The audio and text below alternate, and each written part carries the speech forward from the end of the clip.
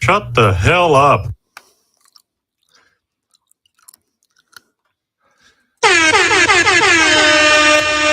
Okay. All right. I'm waiting for you to find. You're looking for a sound, and I see you scrambling. No, I was waiting for the video to come up on our live stream so that the very nice, kind, incredible, handsome, intelligent, smart people who watch the show every day didn't have to put up with that. Welcome back, ladies and gentlemen. The Friday morning edition of the Rob Brown Radio program starts right now. Great to have you. Happy Friday. How's your week? Good, I hope. I just hope everything is spectacular, man. Wrong, sir. Wrong. Why? You know why? Oh, Amy, how I adore you. I really do. What a day we got lined up today, kids. We got a crazy weekend. I know it doesn't feel like it. Because for the first time since August, there's no football this weekend. I mean, there is if you count the Pro Bowl game. If you're into flag football, I mean, you know. If you're into flag football, if you're counting the pro, I for one, big fan. Big fan. Did you know the skills challenge was on last night? I did. I actually watched a chunk of it. I watched a chunk of it too once I saw, oh, that's on. I forgot about that. I tuned in just in time to see CJ Stroud doing the skills challenge. Yeah, it was good. It was fun. Bake did a good job. I love that Ryan Clark went up to him after, and he's like, Bake, they were worried that you hadn't got enough time after the playoffs came to an end for you. They were worried that maybe you wouldn't have enough time to get ready for this event. And he goes, yeah, well, the last pass I threw went to a Lion, so I definitely took some time off. It's great. It's good. I enjoy the alt Pro Bowl programming. I enjoy the competitions. They couldn't handle a snark on the panel. He was throwing some stuff in there that they just didn't quite get. I love Baker. Yeah. And I like the alternate programming. I like the alternate programming because it gives you those moments, right? It gives you that opportunity to see these guys when they don't have their serious face on, right? When they're not in competition mode. Because I know even during the old Pro Bowl, they would send somebody down to the sideline with a mic. They would send somebody down there to interview these guys while they're doing their stuff. But when they actually cared about the game, which I will acknowledge, it has been a while since that has been more likely true than less. Back in the 80s, possibly. Yeah. Maybe a little bit in the early 90s. Yeah. Back when there were still guys that they had to tell, hey, stop hitting so hard. I think that for the first time in a long time, you're actually getting to see the NFL players as just dudes. They're just there to have a good time. And I enjoy that. I appreciate that. I saw people on Twitter last night that were like, guys, remember we players weren't so soft. They used to care about the game. It's like, dude, you think these guys don't care about football? I understand that some of you are like, dance monkey, entertain me, NFL player. And I get it. I mean, I want to tune in on Sundays and see the boys, what's the word? Try. But I like when you break it down a little bit. I like when they get to just be dudes. NHL All-Star Game is coming up this weekend. Same thing. You got skills competitions tonight and tomorrow. They got celebrities acting as team captains. I think Will Arnett's one. The Biebs is one. Michael Bublé is one. They got celebrities involved. Again, I like that you get Not even just the fact that you get to see these dudes without the helmets off as dudes, but also I think when you put them on a field, when it comes to football, I think when you put them on a field with 21 other dudes, right? With 21 other guys, I think it gets to a point where we as fans, we kind of lose perspective on how impressive these people are as athletes. I think we kind of lose sight of just what it is that we're watching, right? I think we kind of lose sight of how impressive Derrick Henry is when he's running against all-pro defenses. And so I think we lose sight of how impressive it is the way that Baker Mayfield spins the rock until you throw him out there doing stuff that you and I could go out in the backyard and try and fail at miserably. I think it is kind of cool that we get this opportunity to remind ourselves just how freakishly athletic top-level athletes are, top-flight athletes are. Watch the Pro Bowl skills competition, not even the All-Star, the Pro Bowl game itself. Watch the skills competition. Watch Puka Nacua catching a football while wakeboarding. I'm going to go ahead and tell you, most of y'all can't do one of those things at a time. My dude's out here making circus catches on a wakeboard. Watch Trevor Lawrence hit a swinging boxing heavy bag from 25 yards away with a football. Most of y'all can't throw a football 25 yards. TL's out here popping body bags that are swinging on a chain. I like that it kind of gives us that perspective. So we'll talk about the Pro Bowl, the NHL All-Star Game. The NBA All-Star Game is next week. And I'm kind of jacked about it, honestly. Going back to the East v West conference format. Same weekend as the Super Bowl? February 18th is the week after. Okay. Yeah. All Sorry, right. I should have clarified that. Okay. All right. Next weekend to me is next weekend. It's this weekend, next weekend. Next weekend is Super Bowl weekend. Weekend after that is NBA All-Star. We had this discussion earlier in the week off the air. So, yeah, just we did. How say do you the guys, weekend how of do you the guys 18th. differentiate? How y'all differentiate? How do you differentiate? I use a wrench. I got a differentiator back at the house. How do you differentiate when you are trying to tell someone that this Saturday versus next Saturday, the Saturday you need them to know about? Like, is this Saturday, if I say next Saturday, are you concerned that that is this upcoming Saturday, or does it mean the next Saturday? Lonzo and I kicked this around earlier this week. My thought has been that this Saturday is this Saturday, and next Saturday is the Saturday that comes up after this Saturday. Tomorrow is this Saturday. If you're talking to me about the 11th, that's next Saturday. Yeah, but you know what tomorrow is also? It's the next Saturday. It is the next Saturday, but it's not next Saturday because it's this Saturday. Next has to come after. I don't know. I mean, that's how next, that's how that works. It's, next is the next thing, and that will be tomorrow. We may get Chris in here later. We may have to have this conversation. This might be a post-show stream exclusive. Just make sure he's on camera so people can see the look. All right. We're going to talk NFL head coaches because the job apps are done. Stop submitting your applications. All the teams are booked up. Harbaugh is in LA. Raheem's in the ATL. Davo is in the CHA. We'll talk about his and Dan Morgan's introductory press conference later in the show. because I did sit down and watch that yesterday. And last night, the Washington Commanders, hired former Atlanta Falcons head coach Dan Quinn. I was on BetMGM tonight last night with Nick and Ryan and Trista.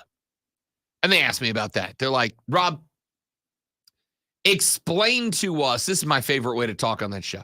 They're like, explain to us why the Commanders hired Dan Quinn. And my response was, no. It's a good response. Yeah. Could have said desperation, but no works too. I don't get it. Remember what I said. And in fact, I warned the big boss downstairs because Dan Quinn was in the initial mix of candidates to take over in Carolina. And I said, if you hire this guy, I will be openly hostile to this football franchise. Openly hostile. I will actively root against them all year long because it will tell me that you're an unserious football team. An unserious football team. And I'm very glad that they did not. Again, question marks about Dave Canellis, and I think it's very fair to have them. The guy's been an OC for a single season, shows up kind of out of nowhere, and almost kind of feels like he got that gig because he's buddy-buddy with Dan Morgan. But after watching the presser yesterday, I've got some reasons for optimism, yeah? I've got some reasons for optimism. I'll tell you about them in a minute. A lot of fear in that room. I just want to say that. A lot of fear in that room. A lot of fear? Yeah. Because Dan Morgan has psycho eyes? From the press corps, like, oh no. That stupid question I was going to ask, I'm not asking that anymore. Dan Morgan's got crazy eyes. And I love it, by the way. I love it. By the way, there was one moment. There was one moment from this presser that I was interested. Not even the presser. It was a quote from Dave Tepper, who after the presser was over, Dave Tepper refused to take questions from the media. Now, you would like your owner to kind of address the populace, yeah? You would like your owner to go, all right, well, this is why I hired this guy, and I was pumped to hear him say this, and I'd like to hear more about that, and I made that call because of this guy, and he wanted that, and this is why he's the ideal candidate. You most certainly want all of those things. They went to Tep after the presser. I want to say it was Joe Person. I could be wrong. Somebody went to Dave Tepper after the presser to ask him questions, and he said, I'm not answering questions today. And they went, why? Why aren't you answering questions? You're the owner of the team. And Tep said, Lonzo, because I'm in the background now. And then he just left. Now, anybody who gets to the level of billionaire has to be a pretty smart dude. I'm a little shocked now. I am, because this is what people ask for. Now we'll see if it actually happens. Right. And that's where I was going. You got to be a pretty smart cat to get to billionaire status. You've also got to be a sociopath. But you got to be a pretty smart sociopath. Dave Tepper knows the narrative. Dave Tepper knows what people are saying. Dave Tepper knows what it is out here on these streets. So it would make sense that, as I think most of us have likely done at different parts of our life, when you know what the narrative is, when you know what the story is, when you know what the criticisms about you is, that you react maybe in response to that as opposed to the right way. If you come home and your significant other is upset with you because she asked you to unload the dishwasher and you didn't do it, you forgot. You got hooked up watching Baker Mayfield in the Pro Bowl skills contest and you forgot to unload the dishwasher. And you got up this morning and as you're getting ready for work, she goes, you know, I asked you to do one thing. I asked you to do one thing, Rob. I asked you to do one thing, and you couldn't do that thing. This is why we fight, Rob. This is a fake conversation, by the way. I unload the dishwasher. I asked you to do one thing, and this is why we fight, because I asked you to do this one single thing, and you just let me down, and I'm going to work, and I don't want to talk to you. I'll see you when I get home. And then you get home from work before her, and what do? You walk in the door, and you clean the ever-loving bleep out of that house, right? You're dusting, you're mopping, you're sweeping. You're doing other cleaning things. I'm not a big clean. I don't clean. I dust. That's about the extent of it, right? But you do all those things. That's not what you would normally do. You would not come home from work and go, you know what I can't wait to do, you guys? Swiffer. Can't wait to Swiffer. I'm a big Swiffer guy. Wet Jet, game changer. We got all hardwood floors. Wet Jet's a game changer. But I never go, I can't wait to go home and Wet Jet a little bit. But if I forgot to unload the dishwasher and I know the better half went to work mad at me because I didn't do the one thing she asked, I'm going to do the 90 things she didn't. I feel like I can't know. And this was the takeaway from the whole presser. We'll talk about this coming up in the next segment. I very much feel like the whole presser kind of had one thing, Lonzo, which is this all sounds great, but we'll see. This all sounds tip-top, super duper. But we'll see. We'll see how it goes. And that's it. That was the theme of the presser. Rashad did his live stream. I popped in the chat. I was enjoying watching Rashad react. I was enjoying listening to Dan Morgan and his answers. But at the end of the day, it's all just talk. Canella said some great things about BY, some stuff that I'm like, all right, this guy gets it. This guy sees what I saw, so therefore I know that he knows ball, and I like that. But until I see what the next camp looks like, till I see what the draft shapes up like, till I see what rookie camp looks like, till I see how that all plays out, it all sounds great. But we'll see how it plays out. All right, we got to take a break. We have got many, many things that we need to discuss today. And we're going to dive right in. There is a meeting taking place in South Florida today. That meeting is about NIL rules and restrictions. And it does not involve the NCAA or college football coaches or college football players or anybody. Who's having this meeting? The collectives themselves. And they've got some interesting things to say that I would like to talk about later in the show. We're going to get some golf in here. Big weekend. They're playing out at Pebble Beach. The clash at the Coliseum coming up in the world of NASCAR. I want to get to that. A lot of stuff to talk about. Show is going to be busy today. I am Rob Brown. He's the great one, Lonzo. The Rob Brown Show's on your radio. It is the Fan Upstate. Smith. All right, guys, got a quick live read, and we're coming right back. Y'all stay right there.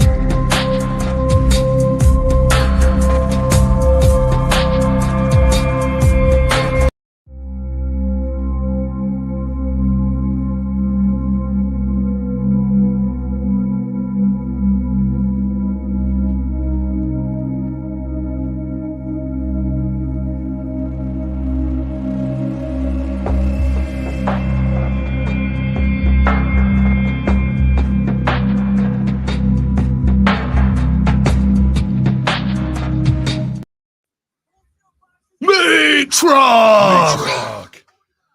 Meat Truck would be a good name for a band. I bet it already exists. Are we both Googling Meat Truck right now? Of course. Let's see. Truck music. Body Meat is a band. Yes, it's the first thing that popped up for me also. There's a song called Meat Truck. Yep. Meat Truck.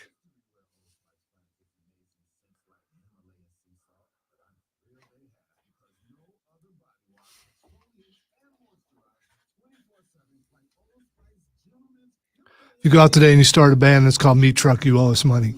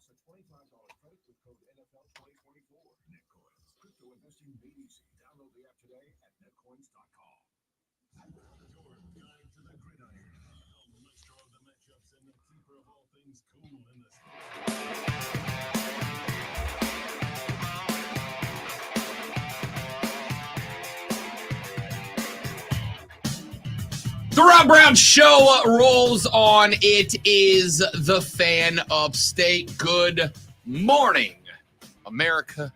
It is wonderful to be with you. Yesterday, at the immediate conclusion of the show, and that was not coincidental,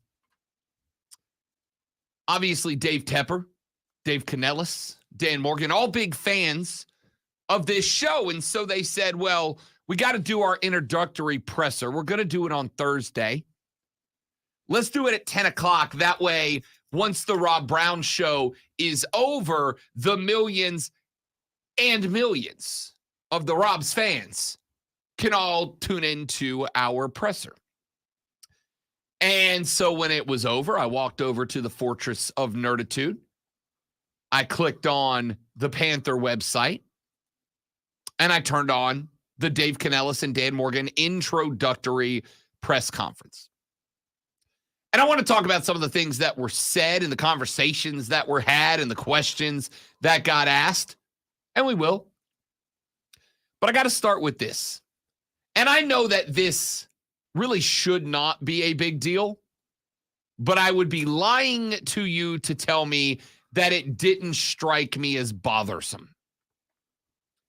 I went to the Cats website to pull up this press conference. Was going to watch a little bit of it. Going to go check out Rashad's stream for a little while. And I went to the Carolina website. And it said, click here to watch the press conference. And I said, I will. Thank you very much. And then I did. And when I did, and this may just be something that bothers me because I'm a audio dude. The audio on this introductory press conference was hot garbage. You know, you're getting your new GM, your new head coach, the most important two hires that you have made in, well, Dave Tepper's entire time as the owner. And I turn it on, and there's Dan Morgan, and Dan Morgan's talking about whatever he's talking about at that moment. And then he's getting set to introduce Dave Canellis. And I'm not kidding you, Lonzo. It sounded like, and now we're introduce Dave Canellis as the head coach of the Carolina Panthers. And I'm going, all right, hang on. You're at a point right now where your entire fan base has big-time question marks. Your entire fan base has concerns. Your entire fan base is questioning everything about this franchise and the direction that it's pointed in. And you couldn't take 15 minutes before the press conference to ensure that you had the right audio plugged in. You couldn't take 15 minutes to take a gander to make sure your XLR cords were right, that you had the right 1/8 to 1/4 inch adapters, that your board wasn't tuned up to 11. That's a Spinal Tap reference. You're welcome. You were telling me to introduce your new GM, to introduce your new head coach. You couldn't take 30 minutes. What are we doing? That is maybe the biggest and most ultimate. What are we doing? That I have seen this team make in a year and a half. And it probably shouldn't be something that jumps off the page at me. It probably shouldn't be my biggest takeaway. And I'm not even saying it is my biggest takeaway, but it was the one that made the biggest impact. If you are going to be successful, and I think you'll hear this from anybody who has ever been successful or been around people who are successful. I'm not one of them. Lonzo is. I just ride his coattails to glory. Really large coattails. Very large coattails. It's because of the coat. If you have ever been successful or are around people who are successful, most of them, if you ask, what would you say are the biggest keys to success, are going to tell you attention to detail. It's a big deal. Nick Saban has said for many, many years. What'd you do when you were a kid? Play Nintendo? No, Nick, that's not what I'm talking about. Nick Saban has said for many, many years, if you want to be successful, you got to get the little things right. If you get all the little things right, the big things tend to get themselves right. I know that it's not the end of the world. I know it's not the biggest thing. But man, you've got to understand in this moment, the entire NFL is tuned into you. This is your moment on the front of the stage, right? This is your moment on the front of the stage. This is your time to shine. This is the moment where everybody in the NFL is tuned in to see if maybe, hypothetically, theoretically, the Carolina Panthers did a good thing. Maybe if hypothetically, theoretically, the Carolina Panthers got one right. The whole NFL's looking at you. And you can't get the audio right on your own website. Let me put it this way. I flipped over to Rashad's stream after a little while because I'm like, well, if I'm going to have to listen to this garbage, then let me at least listen to Rashad listen to this garbage. So I flip over to Rashad's stream, and he is watching, and he is pulling sound from a local news channel, right? One of the local TV stations in the CHA in Buzz City. And as I'm watching this, I notice the news channel sound is perfect. The news channel sounds great. I can hear every word. These guys are killing it. They're spectacular. And as I'm listening to it, I'm going, so I got to, let me try to get this right. I go to local TV station X. Their sound, magnifique, perfecto. I can hear Dan Morgan breathing between words. And then I go to the actual website of the actual team. I go to the Carolina Panthers website. And you guys sound like trash. I'm killing Lonzo right now. Killing Lonzo right now. Whoa, whoa, whoa, whoa, whoa, whoa, whoa, whoa, whoa, whoa. Every time I touch the mic. I won't do it again. I'll probably do it one more Yeah, time. you'll do it again. Yeah. I'll over under 1.5. These are the things that drive me up the wall. It is the little things. It is the little things that I should not have a question that when I tune into your website, I'm going to be able to understand what the head coach says in his first press conference. See, I guess I'm just You think I'm making too big of a deal? I've been on that end where something's messed up and you can't figure out how to fix it. And then you get people online saying, hey, this is not working. Our last remote, you and I had some problems. And I mean, I worked my way around it, but still, I did anyone tell them, hey, something's messed up? Or I mean, did they attempt to, did it get fixed eventually? No. Okay. The whole press conference, I was going to do it again, but I'll save it. I got one more. I got to save it for a good one. All right. The whole presser on their website. That's how it was. I guess I'm getting soft. I'm getting soft in my old age because my first thought is, man, somebody's in trouble. Yeah. And I hate that for that person. It's again. And I actually know someone who works there, and I hope it's not him. When you and I go on remote, when you and I are broadcasting remotely, which I will acknowledge doesn't happen often because it's 6:00 in the damn morning. Well, we were in a different time slot before, but true. even then it was hard because we were in that in-between window. When the great one and I are on remote somewhere, one of two things happen.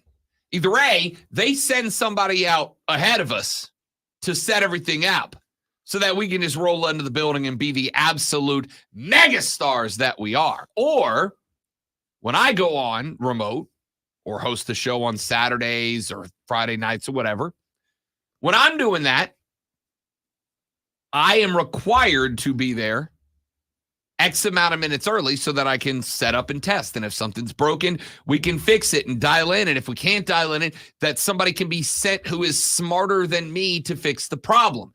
This was not a surprise pop-up presser. Get it right. I understand. You don't have to set up. We do this every morning when we set up our live stream. You set it up, you turn it on, and then you go, is this thing on? Is it working? We're good? All right. And then if you get on the air and it's not working, you fix it. The attention to detail, getting those things right is a massive part of the, I don't know why I sounded like I was from Wisconsin there for a second. It's a massive part of the problem, huh? I'm worrying you're dooming us to technical problems before the show is out. And if that happens, I'm going to blame it on you. I very much trust that if we get halfway through this show and all of a sudden I start sounding like a robot, or since I'm apparently from the Midwest, a robot moving forward, that I got a guy over here who's going to fix the problem. And if he can't fix the problem, there's two more guys over there that we're going to get in here to fix the problem immediately. That press conference yesterday was over an hour in length.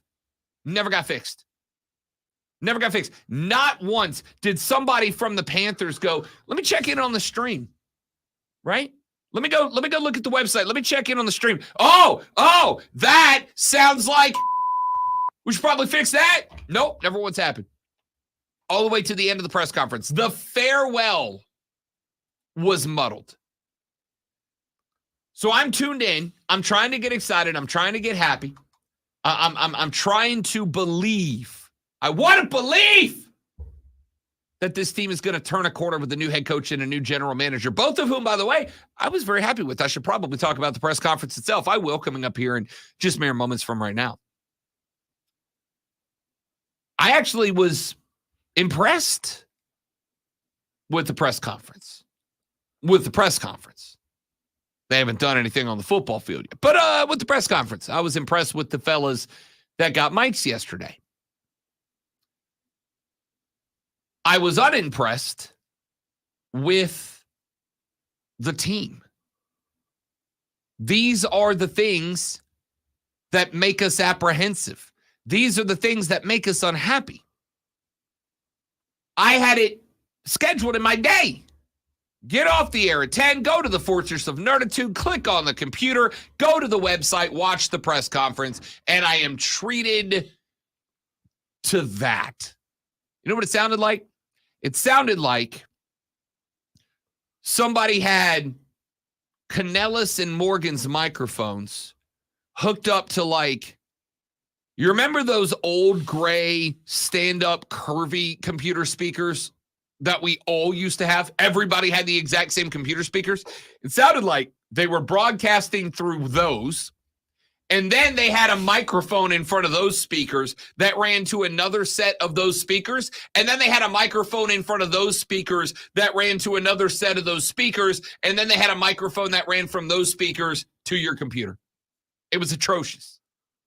You knew this press conference was coming. You knew that you were going to be, for at least an hour and a half, you were going to be the focus of the NFL world. And you didn't take 30 minutes to test your audio. At that moment, David Tepper remembered that he could purchase the rights to Radio Shack and bring it back. Yeah. Dude, I promise you, you're the Panthers. I promise you, somewhere in that office, yesterday afternoon, yesterday morning, there was a 25-year-old kid who grew up a podcaster. He wants to be a world famous influencer. Who, if they'd have gone, hey, Braden, our sound is bad. Can you fix it? And Braden would have had the fix, and he would have made the fix, and you would have sounded great. Nope, couldn't even get that right. I really am trying to believe that things are going to be different. I really am trying to believe that this is a big step in the right direction. I really am trying to believe, and honestly, am kind of I'm hoping so. After Tep got asked the question, and he said, no, I'm in the background now. I was like, what? He learned? He figured it out? But I can't trust you to get the sound on your website right. It makes it tough. All right, we got to run to a break. When we come back here in just a minute, I guess we should probably actually talk about the press conference. The thing that y'all care about. I talked about what I cared about. Let's talk about what you care about. What got said? How did it get said? What did they say? And what do they actually mean? We'll talk about that when we come back here in just a minute. That's the Great Malonzo. I'm Rob Brown. You're listening to The Fan Upstate. I had one.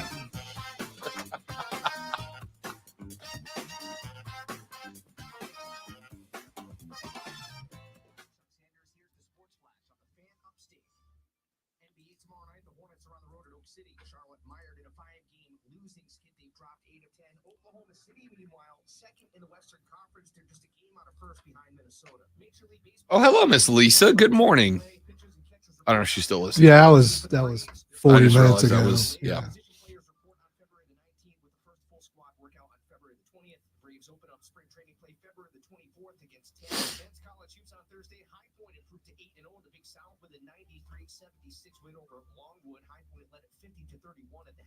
UNC Wilmington beat Charleston 80-74. Both teams now 6-3 in the Colonial. NCAA beat Hampton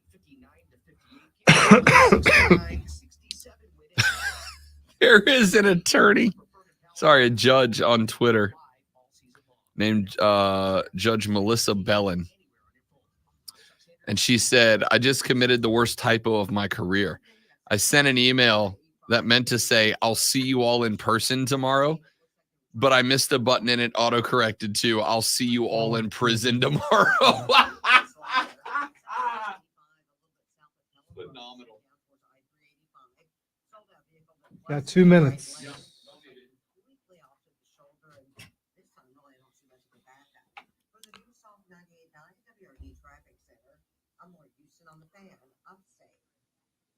Diabetes, high blood pressure, anxiety meds, everyone's on them. If you're a 50-year-old male, maybe a bit porky, and you may even have type 2 diabetes, $1 million of term insurance may only cost you about $200 a month. Call Term Provider. Speak with Big Lou at 800-700-6898. Big Lou will find a term life policy for you even if you have type 2 diabetes, are overweight, or have high blood pressure. Term Provider has helped thousands of people like you who think they can't afford term life insurance. To buy $1 million of affordable term life for you, all you need to do is call Big Lou at 800. It's time we roll these ships into the shore. Throw away the oars forever. So you're just trying to get on my nerves the entire day.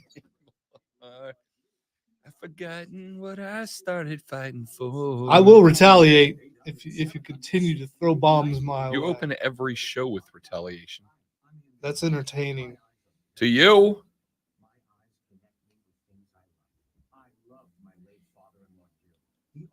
Okay, so no promos, no Cartwall.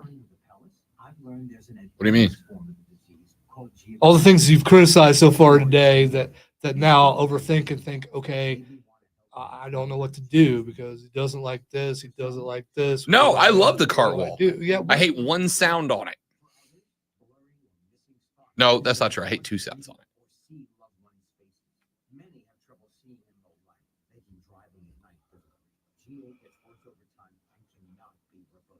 If you've been diagnosed with AMD and notice vision changes, don't wait. Talk to your eye doctor about GA today. Learn more at GAWon'tWait.com. That's GAWon'tWait.com. Nachos! Yeah, I'll take some. And some Frank's Red Hot. Nah. You're just gonna eat these boring nachos with no flavor. Frank it up! Frank it up! This guy finally gets it. It's the perfect blend of flavor and heat. Frank's Red Hot. I put that on everything. Hey everybody, it's Homer Esiason. Now eBay Motors is here for the ride with the parts you. All right, I'm not going to say the name. Well, there's a host. Cam said yesterday he still believes Brock Purdy's a game manager. And a host that I actually like and follow said, 8 o'clock, Cam slams Purdy. No, he didn't. No, he didn't. What are we talking about?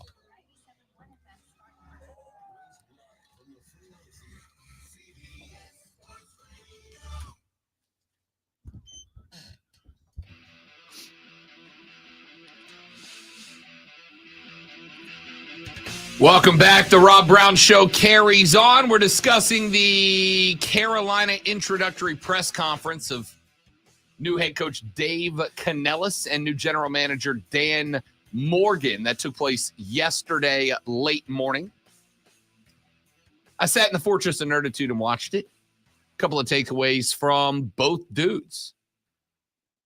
Dan Morgan's big talking point, and I'm really glad to hear it because I do think it is the number one thing, was that we got to go get dogs. We got to go get guys. We got to go get guys who want to play, who want to win. And my initial thought was, man, if I'm in that locker room, I'm probably like, yo, Dan, dog, I'm like, are you accusing us of having no fight? See, I found that disappointing because I've heard that said before. It's like be a little more original. Yeah, listen, there was a lot of coach speak in this presser, right? A lot of cliches in this presser. And y'all know I hate a sports cliche. It's got to take it one game at a time. Like, we know. Give me something. How do you get ready for this weekend, Coach? Well, we're just going to go out there and practice hard. If you practice hard, you play hard. Yeah, we know. We know. Well, that's not what we're asking, and you know that's not what we're asking. Give me an actual answer. Here's what I will say about that, though.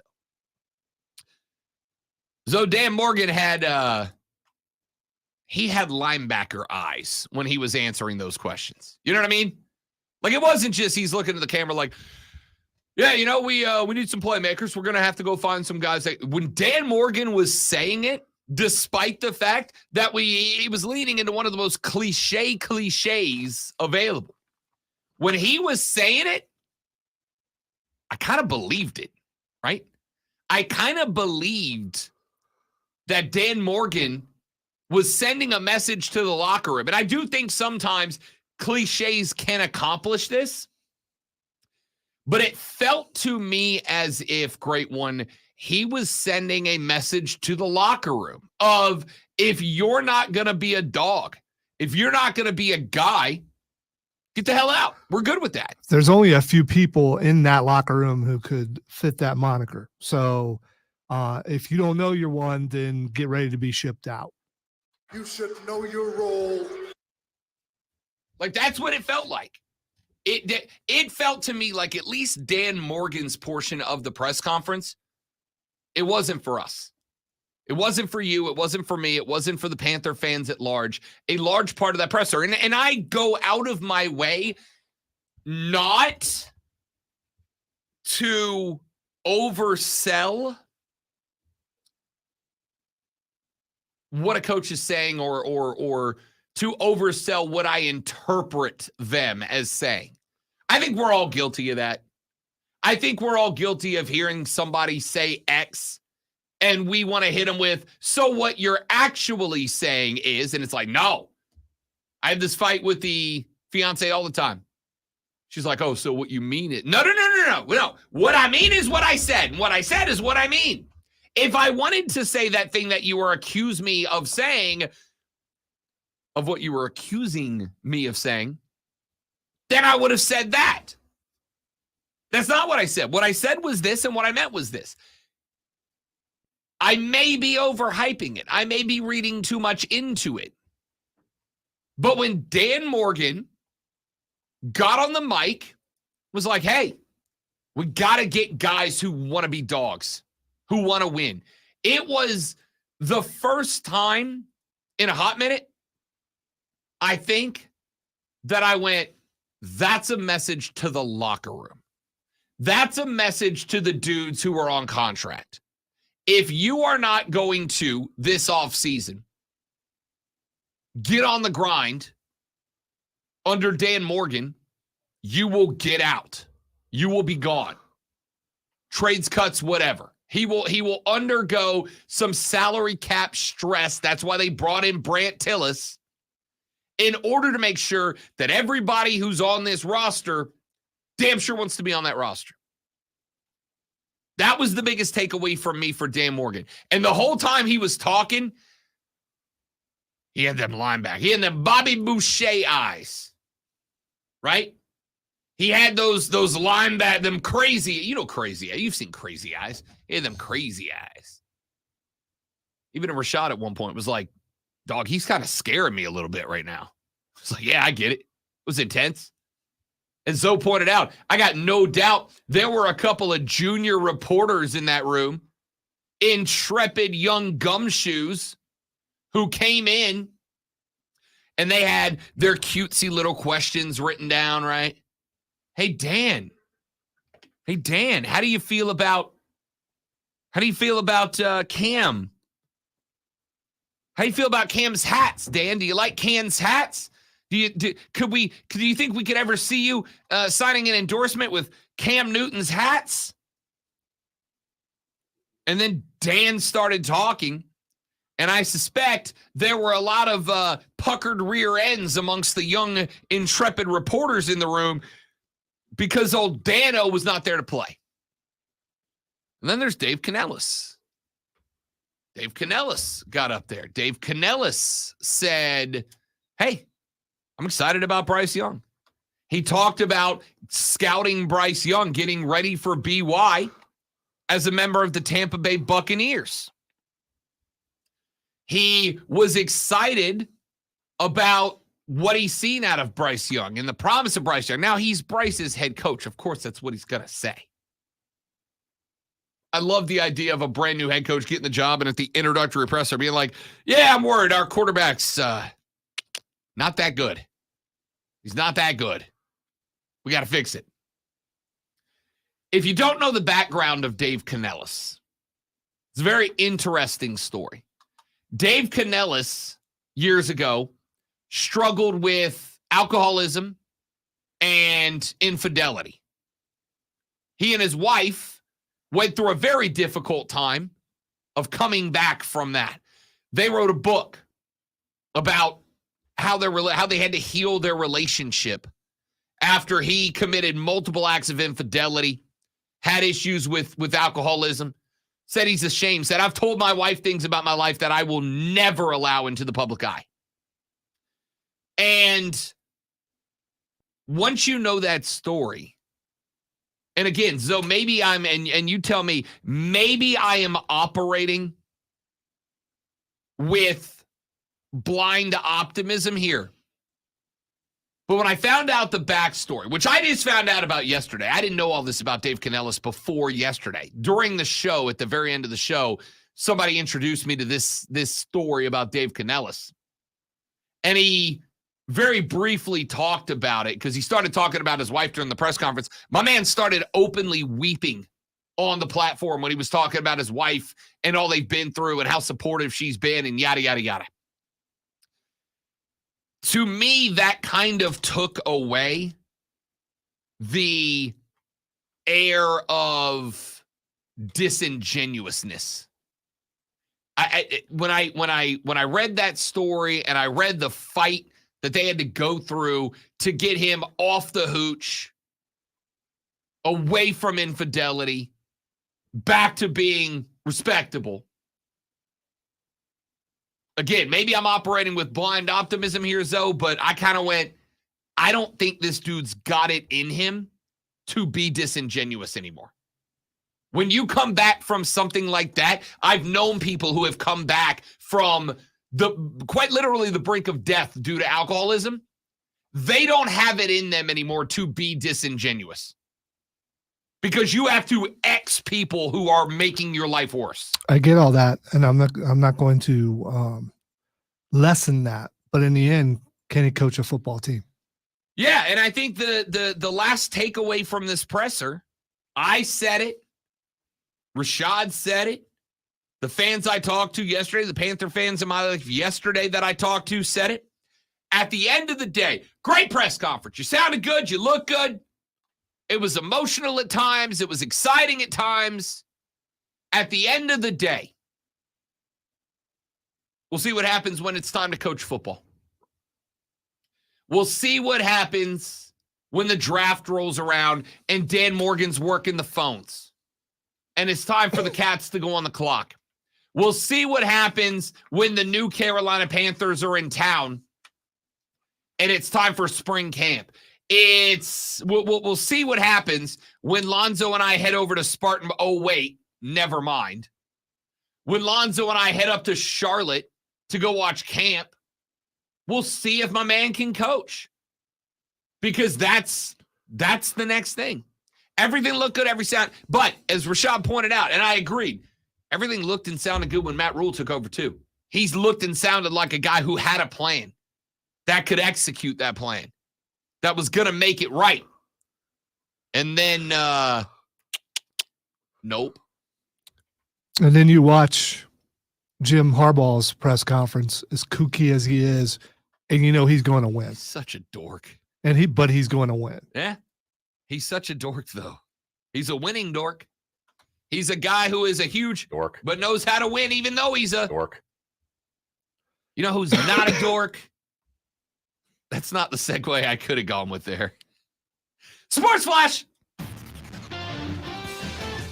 You're wrong about that. I absolutely am. The NBA's annual All-Star Game will take place February 18th in Indianapolis. And yesterday, the rosters for the East and the West were dropped as the game returns to its traditional conference versus conference format. LeBron James will lead the West as he plays in his record 20th All-Star Game, while Giannis will captain the East. Kevin Durant, Nikola Jokic, Luka Doncic, and Shai Gilgeous-Alexander are starters alongside James. Giannis will run with Jason Tatum, Tyrese Halliburton, and Damian Lillard, along with Joel Embiid's injury replacement.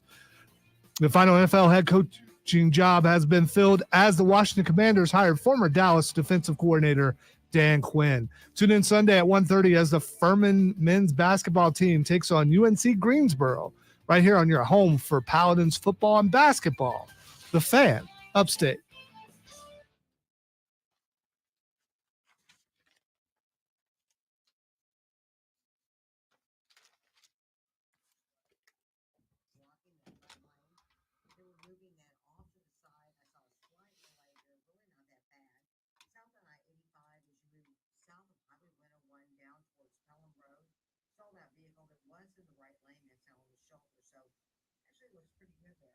From the News Talk 98.9 WRD Traffic Center, I'm Lloyd Houston on the fan. Upstate. At Granger, we're for the ones who specialize in saving the day and for the ones who've mastered the art of keeping business moving. We offer industrial grade supplies for every industry with same day pickup and next day delivery on most orders, all backed by real people ready to help. So you can get the right answers and products right when you need them. Call clickgranger.com or just stop by. Granger, for the ones who get it done. If you're hired, it can feel like you're trying to find a needle in a haystack. You can hope the right person comes along, or you can just use. See your boy Austin Reeves ball out last night? I did. I saw the highlights this morning. Had to since other people didn't play. Like Marco, president of operations at Telly Tires and Auto Centers. Because Telly Tires has grown a lot in the last few years, Marco needed to hire everyone from a receptionist to a store manager to a head mechanic.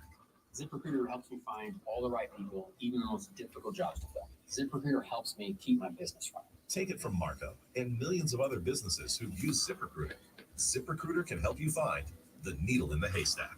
See why 4 out of 5 employers who post a job on ZipRecruiter get a quality candidate within the first day. And right now, you can try ZipRecruiter for free. That's right, free at ZipRecruiter.com/radio. That's ZipRecruiter.com/RADIO. ZipRecruiter.com/radio. ZipRecruiter, the smartest way to hire. Sick and tired of achy joints? Dread the idea of surgery? You need to call QC Kinetics today. Hey, it's Charlie James. The state of healthcare is always changing. The old ideas like steroids and surgery are no longer your only options. Regenerative medicine at QC Kinetics is transforming lives with innovative, non-surgical, drug-free treatments that deliver lasting results. Knee pain, back pain, shoulder pain from arthritis or injury? Don't let this pain keep you from living your best life.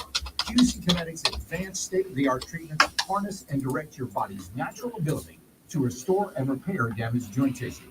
This is a revolutionary approach that can get you long-term relief with no downtime.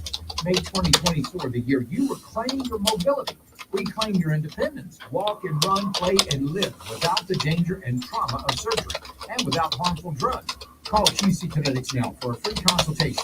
864-448-3772. That's 864-448-3772, Greenville and Asheville. Getting your biggest tax refund from Jackson Hewitt can lead to some spirited reactions. Jackson Hewitt!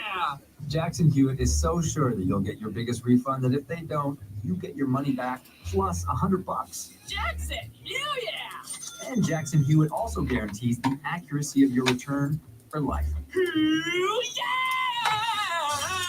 So don't just sit there. For your biggest refund guaranteed, walk into a Jackson Hewitt today and dance out Jackson Hewitt!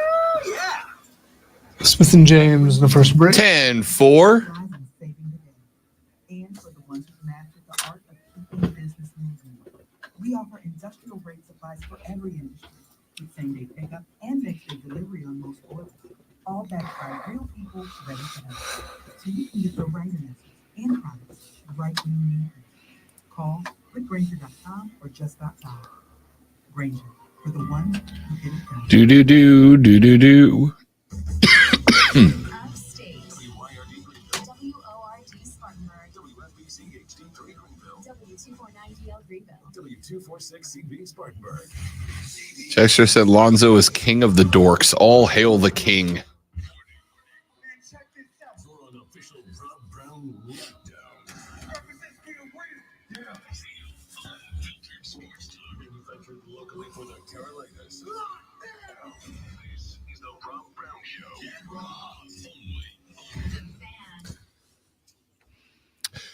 Texter says Lonzo is king of the dorks.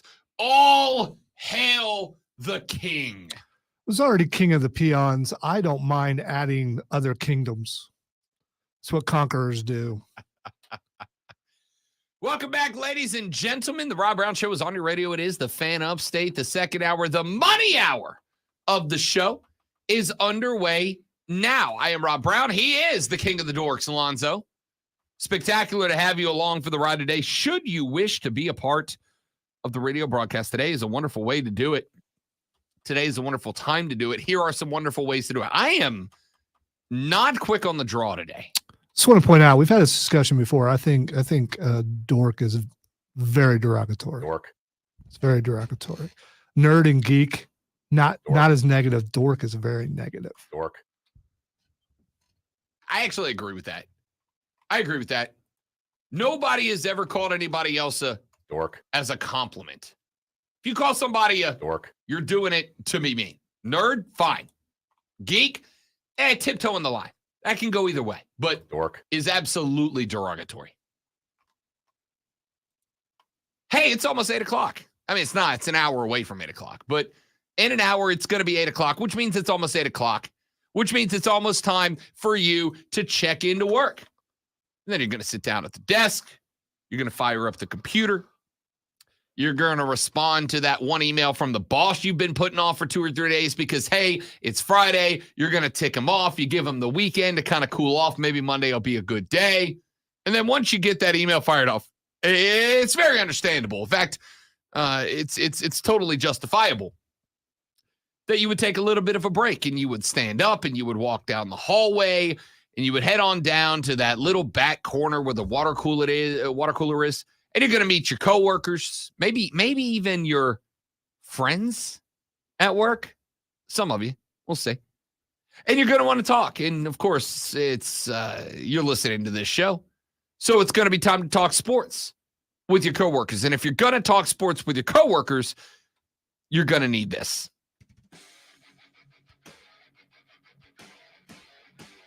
That is not. There it is. There it is. And the encyclopedia of the extraordinary? Well, you better be, because we're diving headfirst into the 3 top stories that will have your coworkers saying, before they take their first appropriate break. No. Here we go. Welcome to the water cooler cheat sheet on the Fan Upstate. The water cooler cheat sheet, the top 3 sports stories that you must know before you get to the office and start talking sports with your coworkers. These are the things that you are going to be talking about when you get there. Let us begin, ladies and gentlemen, with item number 1. Your NBA All-Star Game roster is officially set, and it's kind of a young one. Over in the East, we've got multiple players who have caught their very first All-Star Game selection. Jalen Brunson of the New York Knicks, who has become a bona fide, certified superstar, has got his first one. Paolo Banchero, former Duke player. We got to see him play right here in the GVL a couple of years back during the March run in the opening 2 rounds for the Orlando Magic. He is en route to the All-Star Game for the first time. Here's who he's got as starters and reserved over in the East. Giannis Antetokounmpo is a starter. He is also team captain for the East. He'll be joined across the starting line by the Celtics' Jason Tatum, Tyrese Halliburton of the Pacers, and Dame Lillard of the Bucks. You'll notice I named only 4. That is because the 5th starter was Joel Embiid of the 76ers. Of course it was. My man's en route to an NBA MVP, but it looks like he won't be winning the MVP. Why? Because remember yesterday when Joel Embiid was on this show because a dude fell on his leg and he looked hurt? Well, it turns out it's because he was torn meniscus in his knee. Joel Embiid is going to be missing some time. Joel Embiid can miss only 5 more games before he becomes ineligible to win the Most Valuable Player award. He will be replaced in the starting 5. Amongst those who could replace him, we mentioned Jalen Brunson, Tyrese Maxey, Donovan Mitchell of the Cavaliers, Bam Adebayo from Miami, Jaylen Brown gets the nod from Beantown, Julius Randle, who will likely also have to miss the game. Shoulder is due to be reassessed, I guess is the word, coming up here in 2 to 3 weeks. And Paolo Banchero of the Orlando Magi. Over in the West, LeBron James is your number 1 vote getter and the captain of the West. His 20th All-Star game. You will know he's been in the league 21 years. He has missed it just one time. Kevin Durant of the Suns, Nikola Jokic, Luka Doncic, and Shai Gilgeous-Alexander are the other starters out of the West. In reserve, Steph Curry headed to his 10th All-Star game. The Ant-Man Anthony Edwards from Minnesota, Kawhi Leonard of the Clippers, Karl Anthony Towns, the big cat from the Timberwolves, is on the way. AD gets the nod out of the Lake Show. Devin Booker from Phoenix and Paul George of the LA Clippers are all All-Stars. Are you in, Zoe, for this three-point shooting competition between Steph Curry and Sabrina Ionescu? I'm intrigued by this. He can't win. He can't win? Either way, if he wins, he doesn't win. If he loses, it's a no-win situation for him. So to you, it's the old classic, if you win, you beat a girl. If you lost to a girl situation. I didn't say it was my opinion. I'm just saying I believe will be the opinion of a lot of people out there. Yes, I would say that. By the way, I'm not sure he can beat her. So she can ball. She can shoot. She absolutely can. She can shoot. And so if he dogs it a little bit, then people are going to say that he's letting the girl win. So he's got to come out there and do his best and not make it look like he's not trying. Because if he lags any at all, see, there's the point where he decided to let the girl win. See, this is all about, uplifting the women and women's lib and all that kind of stuff. And this was scripted.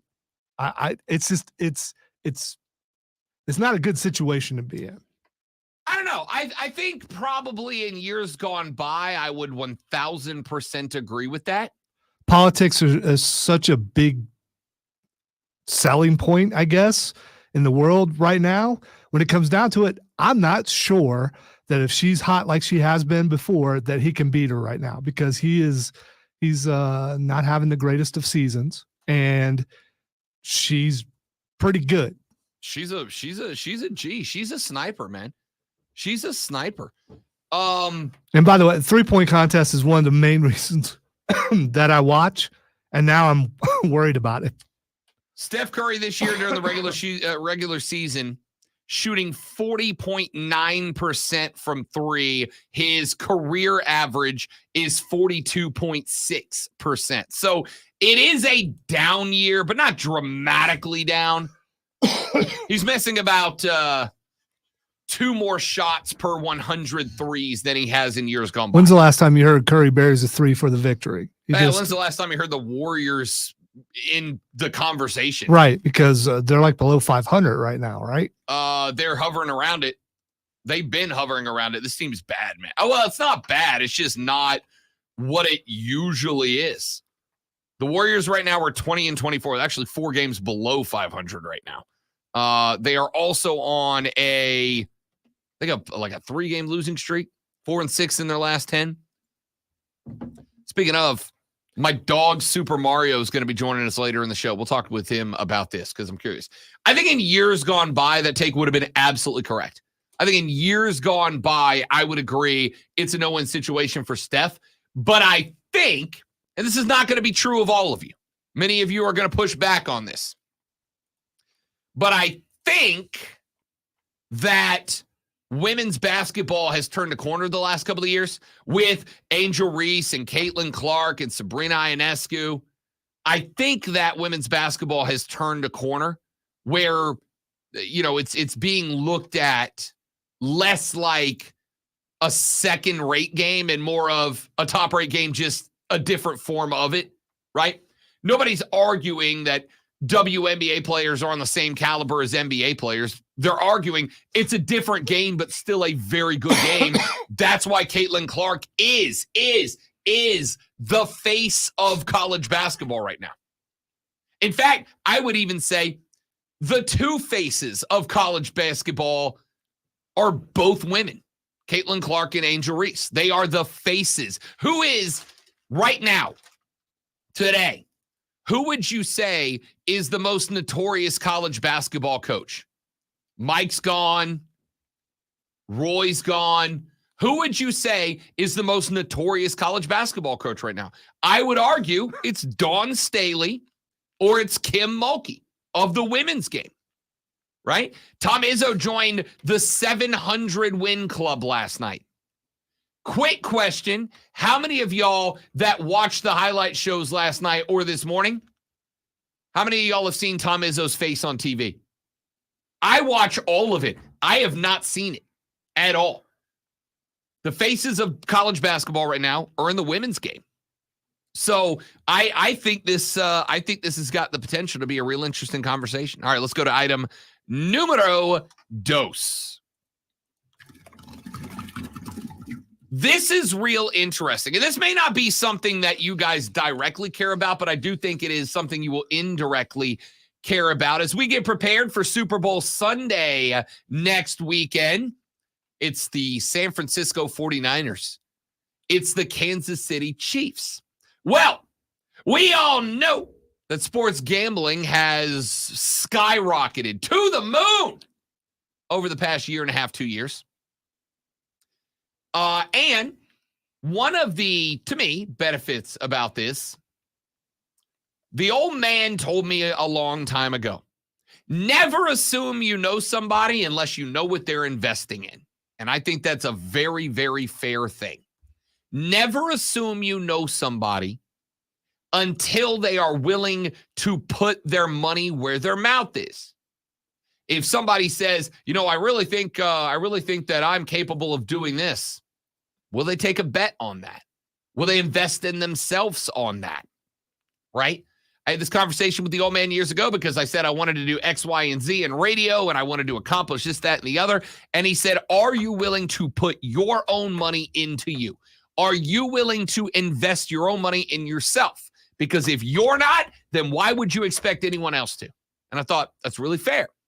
Well, America, though, believes in the Kansas City Chiefs. America. According to BetMGM, the majority of money being betted and the majority of the tickets coming in are on the Kansas City Chiefs. Now, it is to cover, but you are 2-point dogs. That's within striking distance. Where's Rob Brown's money going? Rob Brown hammered the Chiefs plus 2.5 when it initially dropped. And I'm going to tell you now, and this I'm curious as to your reaction, great one. I hate it. Now, maybe this is disrespect to the Chiefs. And that's okay, because if they win, my bet wins. So I'm playing both sides on this. I'm a double agent. Unless I change my mind, I think the Chiefs win by 1. So that's fine. Long as they don't lose by more than 2. Daddy's bet hits, and that's all he wants to happen. So I'm going to, and I'll go ahead and tell you, Lonzo, next week is Chiefs disrespect week. I'm disrespecting the Chiefs all week because I bet on them. You just want that money. Yeah, okay. I want that cash.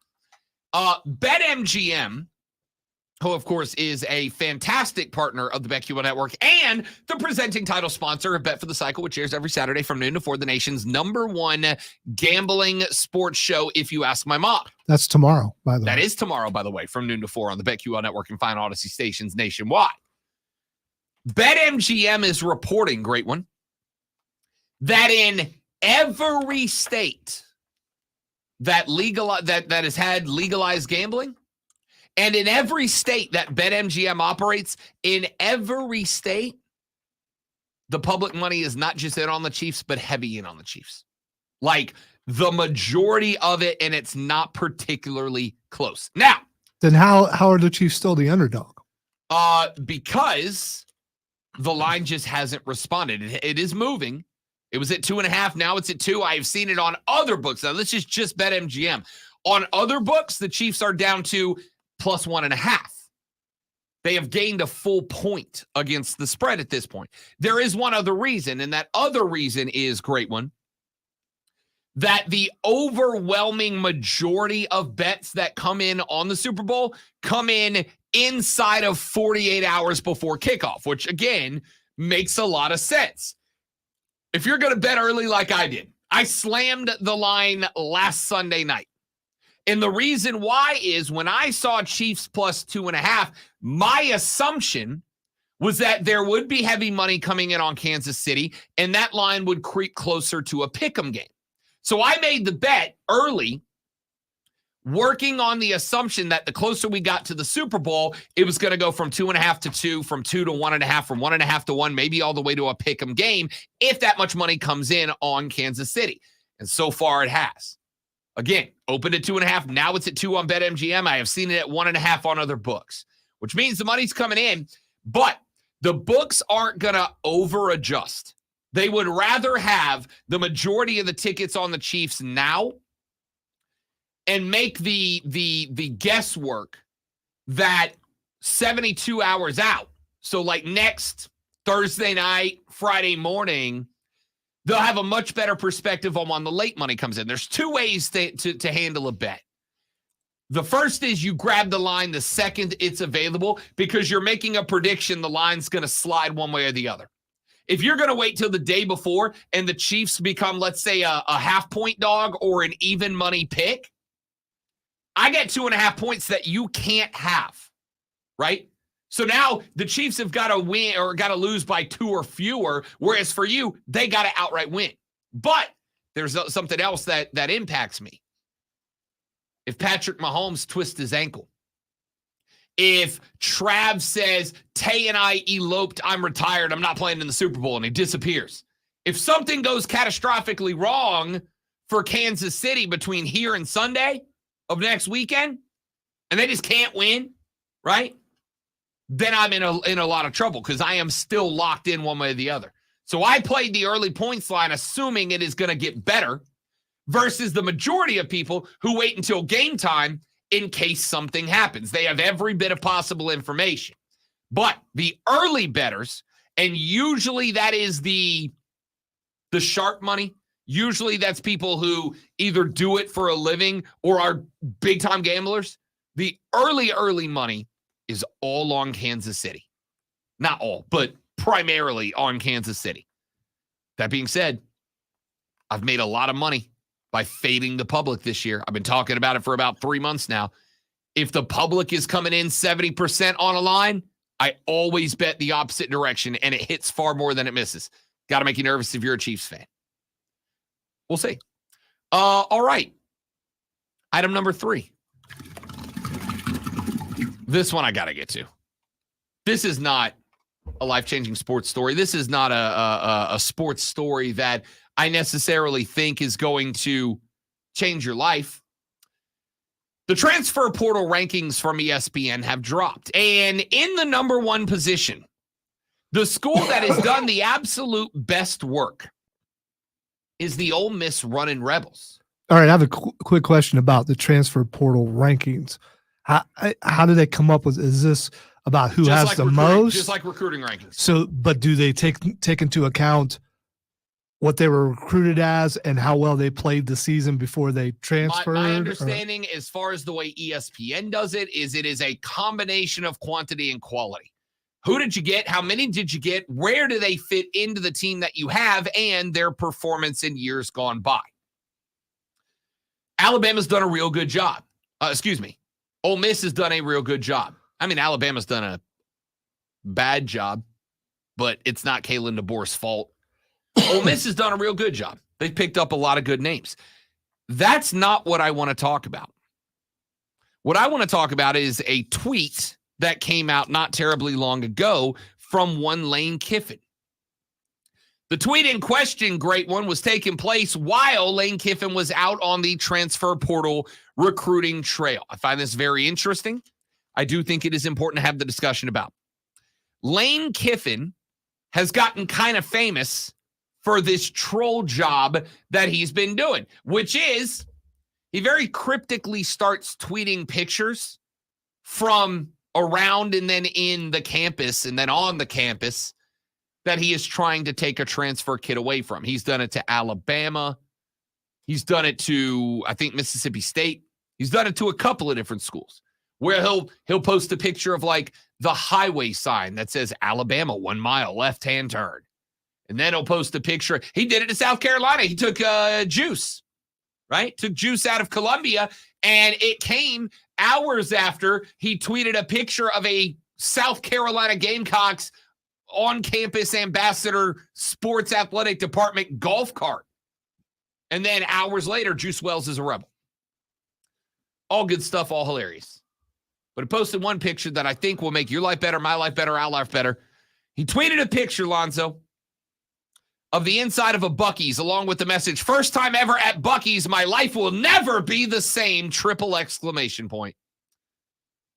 Lane is a coach of the people. He's one of us. He gets it. You guys want to know why it is that Lane Kiffin is killing the portal? You want to understand why it is that Lane Kiffin is connecting so well with players? It's because he's one of us. OOU, Lane Kiffin, noted Buc-ee's guy. Welcome to the club, Joey Freshwater. Hold on. So you've just spent all this time talking about how he does this sarcastically. So no, I mean this. No. Every other picture he does sarcastically, but this one he's genuine. Okay. Here's the thing, you know where so he's being sarcastic because he understands it's an overrated yard sale with banana pudding. No. So I mean, and everyone else, it's a status symbol. Look, I went to Buc-ee's. So first off, it is not a status symbol. It has become a status symbol. Absolutely if you go buy one and you don't take a picture of yourself in it, well, what's wrong with you? You're a contrarian. No. Here's the thing.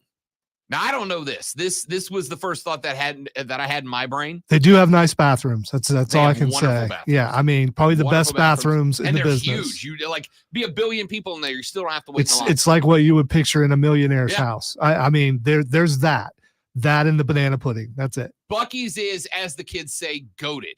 Now, here's what the immediate thought that popped into my brain was. Do you know where there's a Buc-ee's?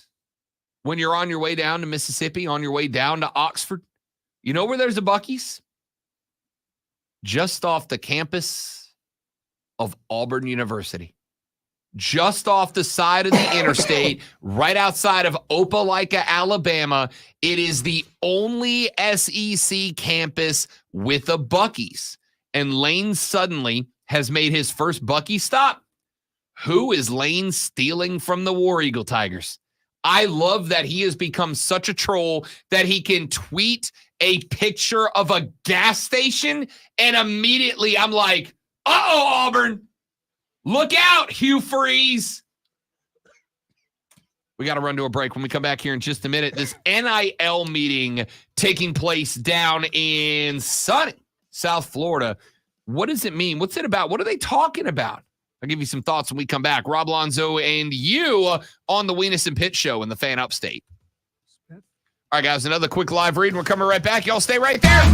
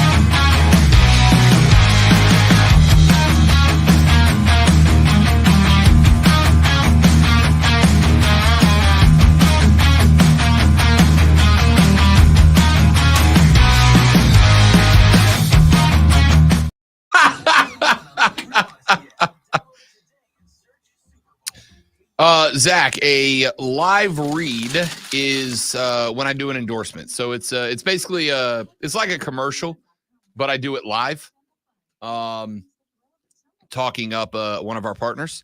And the reason we take it off the stream is because it is paid for to be exclusive on the radio.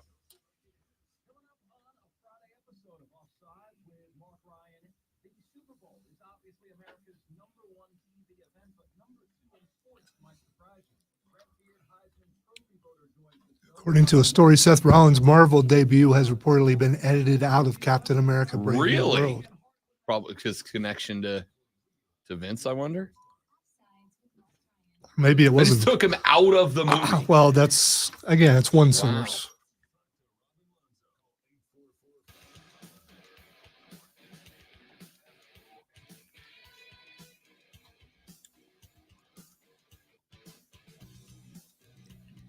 The Rob Brown Show carries on. The fan upstate is in your ear holes. It is Rob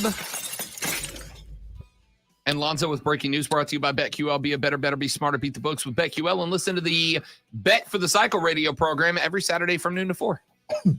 According to Adam Schefter, Punxsutawney Phil did not see his shadow today, which means he's now predicting an early spring. All right, I'm gonna be a jerk here. You're just a loser or a jackass. You can be A or B. I don't care about Groundhog's Day at all. Not in the least. The only good thing about Groundhog's Day is the movie. That's it. The movie. Bill Murray. That's the only. I don't care. I do not like. I am down for the goofy amount, for like the goofy national holidays. There's a billion every day. In fact, let's look up what's today's national holiday. It's always something dumb. I'm saying this is not a national holiday. Oh, I know. If it was, we'd have Friday off. It is. What's today? Today, and is I would the appreciate the groundhog if I was not here today. Today is. Oh God, I couldn't have scripted this. Today, Lonzo, is National Ukulele Day. Boo! It's also National Wear Red Day. I did not get the memo. Tomorrow, I'll do that all next week. So tomorrow's a day I can get behind. Tomorrow's National Carrot Cake Day. I can get behind that. Tomorrow, I do love a carrot cake. Tomorrow it's carrot cake, not too much, but every once in a while. I do love a good carrot cake. I really do. Let's see. February 2nd. There's all kinds of holidays here. Is there a National Sarcasm Day? Yesterday was National Macadamia Nut Month Day. National Macadamia Day, excuse me. What else do we have? National Shower with a Friend Day. I mean, celebrate people. Wait a minute. There's a National Sarcasm Society? I have no doubt. Yeah, I was looking up day, but there's actually a society. I have to check into that. Here's a list of today's day. Today is National Ayn Rand Day. It's National Bubblegum Day, National Kiwi Fruit Day. I would National Crepe Day. I'm all in. Yeah, I like crepes. Don't apologize. We missed National Sarcastic Awareness Month. It was in October. Don't worry. We'll get to it. It is, it's National Catchers Day, celebrating the geared baseball players of America. It is National Frank Day, not the hot dog. People named Frank. Today is their day. And the boy Frankie. Yeah. National Ukulele Day. Here's one, Lonzo. You and I will celebrate together after the show. National Tater Tot Day. It is National Sled Dog Day. It is the day of the celebration of the Treaty of Guadalupe Hidalgo. I just got to say, this morning I had a compulsion to eat some extra tater tots, and I did. Maybe subconsciously I knew it was National Tater Tot Day. So it is National Work Naked Day. Let's do that. I'm sorry. You ready? Let's go. I'm sorry. Let's go. You first. Here's the point. I can get behind some celebrations for dumb reasons. All right. You think Rob Brown won't throw a National Tater Tot Day party? You don't know me at all. I could give less of a boat about Groundhog Day. I don't care. And you're going to hear people on the radio, wholesale meltdowns about the Groundhog today. Well, I guess today, wholesale celebrations about the Groundhog. Yeah. Nobody's ever celebrated 6 more weeks of winter. Well, around here it just goes right to summer, so I'm ready for that. I am down for some goofy holidays. I could not care less about Groundhog's Day. Not in the least. It's whatever, dude. I get it. There's one city in, what is it, Pennsylvania, and that's all they got. It's Punxsutawney. Punxsutawney. Pennsylvania, yeah. Every town's got their thing, and I respect that. I think there's one like in Alabama, too. Oh, it's been ripped by cities across America. But the only groundhog that any of you know is Punxsutawney Phil, who, by the way, I'm relatively sure they probably get a new groundhog every year because groundhogs don't live that long. Because they put them in stew, I think. Would you eat groundhog stew? I have no idea. I'm from Louisiana. I've probably eaten groundhog. I don't know. What I do know is y'all got to stop with Groundhog's Day. It's dumb. Like, let the people in Punxsutawney have their thing, but stop making it national news. I don't care. You don't care. None of us care. All right? Knock it off with the Groundhog's Day stuff. It's annoying. Groundhog stew with bacon and natural wild onions. I mean, I'll eat it. I'll eat it. I promise you I've eaten worse. Woodchuck stew. Why not? I'm just saying, stop putting them in the stew, not on the news. That's my new Groundhog Day slogan. In the stew, not the news. So would you be okay if after the shadow, there's like some Russian woman with one of those things on her head and a big apron and a cleaver?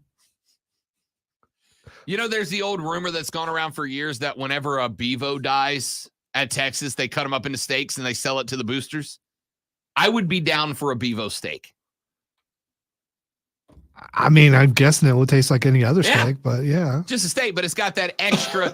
And you know what I would do? I would hold the horns down. Sorry. I would hold the whole time that I ate it. Disrespect. How would you cut the steak then? Because you've got one hand out. I mean, can you one hand the knife? I figured out just to tick off the or, Texas people. I forgot. You're 1%er. You'd have someone cut it for you. Correct. And feed me while waving a palm frond to keep me cool. What's a frond? It's like the leaf? The big palm things. Those are fronds. Okay. Yeah. All right. I'm not from Florida. Thank you. Feed me grapes while they do it. In Orlando this week, a group of collegiate athletic stakeholders are gathering for meetings. These are not coaches. These are not administrators. These are not presidents. Wait. Just a second. According to the stream, you've had possum stew before. Yeah, for sure. You've actually ate possum before. Yeah. It's not bad. It's a little gamey, but it's not bad. Okay. It's just meat. That's man. one thing I'm not so sure about trying. It's possum. All I've right. eaten rattlesnake. I've eaten possum. Go back to Florida. I've eaten gator. I don't mean physically. The story was in Florida. Metaphorically go, oh, good, the geese are back. I'll tell you what, I'll eat a goose too. I think it is outlandish that the goose are allowed to attack me, but I'm not allowed to attack the goose. We could go up on the roof and shoot some geese. I have had possum stew, John, and I'll be real with you. It's not bad. It's just like any other stew with meat in it. Yeah, but would you know if it was prepared correctly? I mean, it's meat. It's either cooked right or it's not. It's meat. It's just possum. It's either cooked right or it's not. All right. Well, I'll tell you what. We're just going to go to a break. I was going to talk NIL Collective, but this conversation was more important. This conversation was big. Can I tell you how wildly frustrating it is to look at the new head coaches of NFL teams and they all look like children? And I don't know if that's because I'm getting older and they've just always looked like that. He doesn't look like a child. That dude is a child. No. Mike McDonald is 36 years old. He's a child. I'm not even sure his hairline is real. Yes, it is because he's 36 years old. They look like a little. Not only is little it paint real, up there. He's got no gray. He's 36. I'm infuriated. The average ages of head coaches in the NFL this year, 12. Unbelievable. All right, we'll talk about this NIL Collective meeting when we come back on the Rob Brown Show in the Fan Upstate.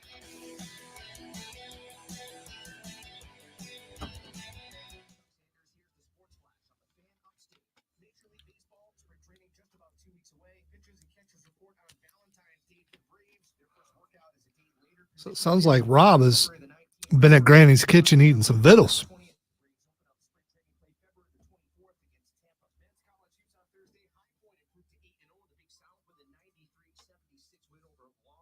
No, man. It was from the yes, Steven. I've absolutely had squirrel. Squirrel, honestly, is good.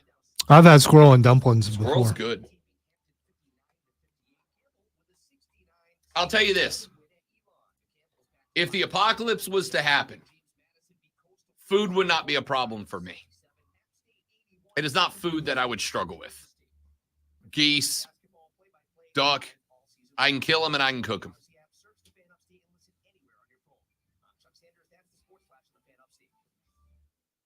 Up to the minute, I'd say traffic still really decent rush hour south on I-85 delays there a little bit south of Blockland with Lyman as you move down towards Pelham Road. That whole area, a little bit of congestion there as you move down towards I-385, north on I-385, Bridges Road. There wasn't a right lane. Looks like that's completely gone. I really don't see much of a backup there at all. So actually pretty good looking rush hour with that back. 98.9 WRB Traffic Center. I'm going to use it on the fan, I would say. Texture said going to Buc-ee's is not a status symbol. It's a redneck rite of passage. I think that's probably accurate. Answer a few questions about your car's history and what kind of condition it's in. In minutes, you'll receive an offer to sell or trade your car that you can be sure is fair. Then choose a dealer to purchase your car and schedule a time to meet. For all of the it's, KBB.com. From the Ingalls Market Studio, Upstate, 97.7 FM Greenville, 97.1 FM Smart.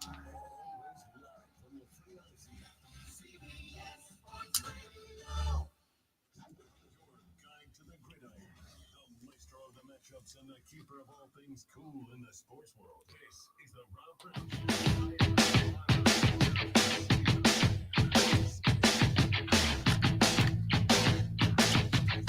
Texas said goose season ended on the 31st, unfortunately. I'll tell you right now, we're about at the point where every day I will park closer and closer to the door of this building because our parking lot becomes filled with those absolute.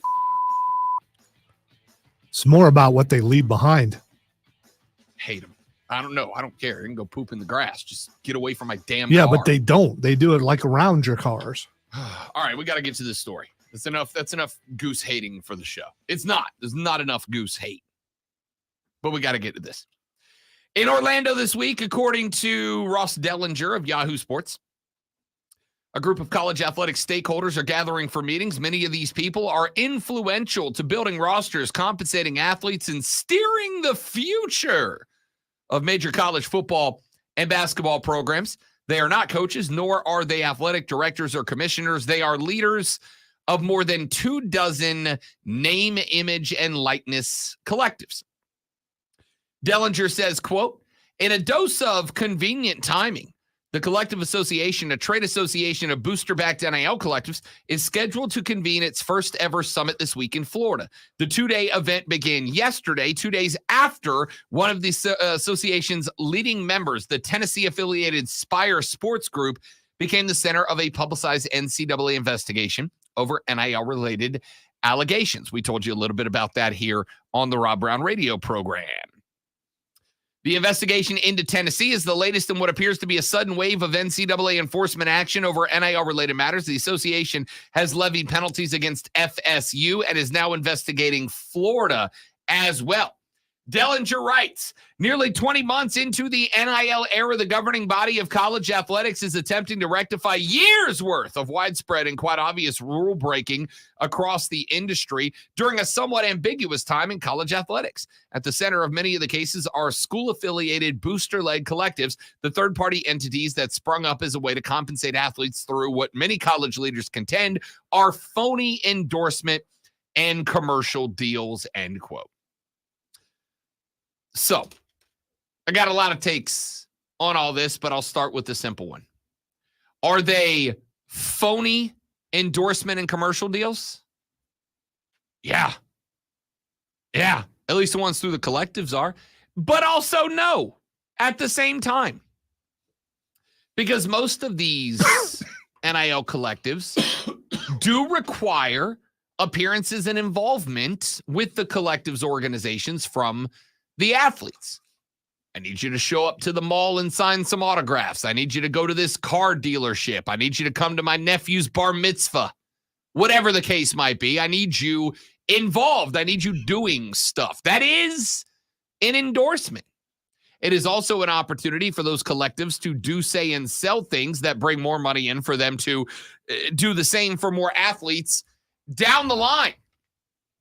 So this is not shocking, surprising, disappointing, et cetera, for me. It just is what it is. Here's what this story says to me. We have heard schools, commissioners, coaches over the past couple of years saying, we need, and it's been my favorite word in this whole saga, guardrails. Guardrails. That's the phrase, I don't know why, has become the go-to. We need guardrails. And I thought about that. I've thought about that word a lot. And I think it was picked for a deliberate reason. Guardrails obviously keep you on the road. You know what they don't limit? Speed. They don't limit switching lanes. They create an outside set of regulatory boundaries without telling you how fast you can go or what direction you can go. The only thing a guardrail does is keep you from flying off the cliff, but it doesn't tell you how fast you can go between them. It doesn't tell you what direction, what lane shifting rules there are. You just kind of do what you want within that lane. Just don't fly over the cliff, yeah? That's kind of what we're talking about here. What I find interesting is this. Lonzo, if Tennessee is being punished, if Florida State is being punished, if Florida is being punished for NIL issues, that means what? That there are rules and regulations in place. And that these schools know that there are rules and regulations in place. Or at least are expected to. And that these schools are violating said rules and regulations anyway. This is not as big of a debacle as it's been made out to be. Let me tell you what's actually happened here, in my ever so humble opinion. When the NIL stuff started, there absolutely were rules, restrictions, regulations, dare I say, guardrails. They were absolutely put in place. The people that were running this whole boat were not stupid. There are absolutely rules, regulations in place. But I think there have been two things that have happened so far. Thing number one that has happened so far is that the colleges and universities don't care because the NCAA has been pushed into fecklessness. They have no teeth. They have no ability. And now, for the first time, they're actually trying to enforce the rules, regulations, and guidelines, and the schools don't like it. So all the schools that wanted these guardrails, now that the NCAA is pushing back, they're like, no, we don't want that. What the schools actually wanted was they wanted guardrails that they were in charge of.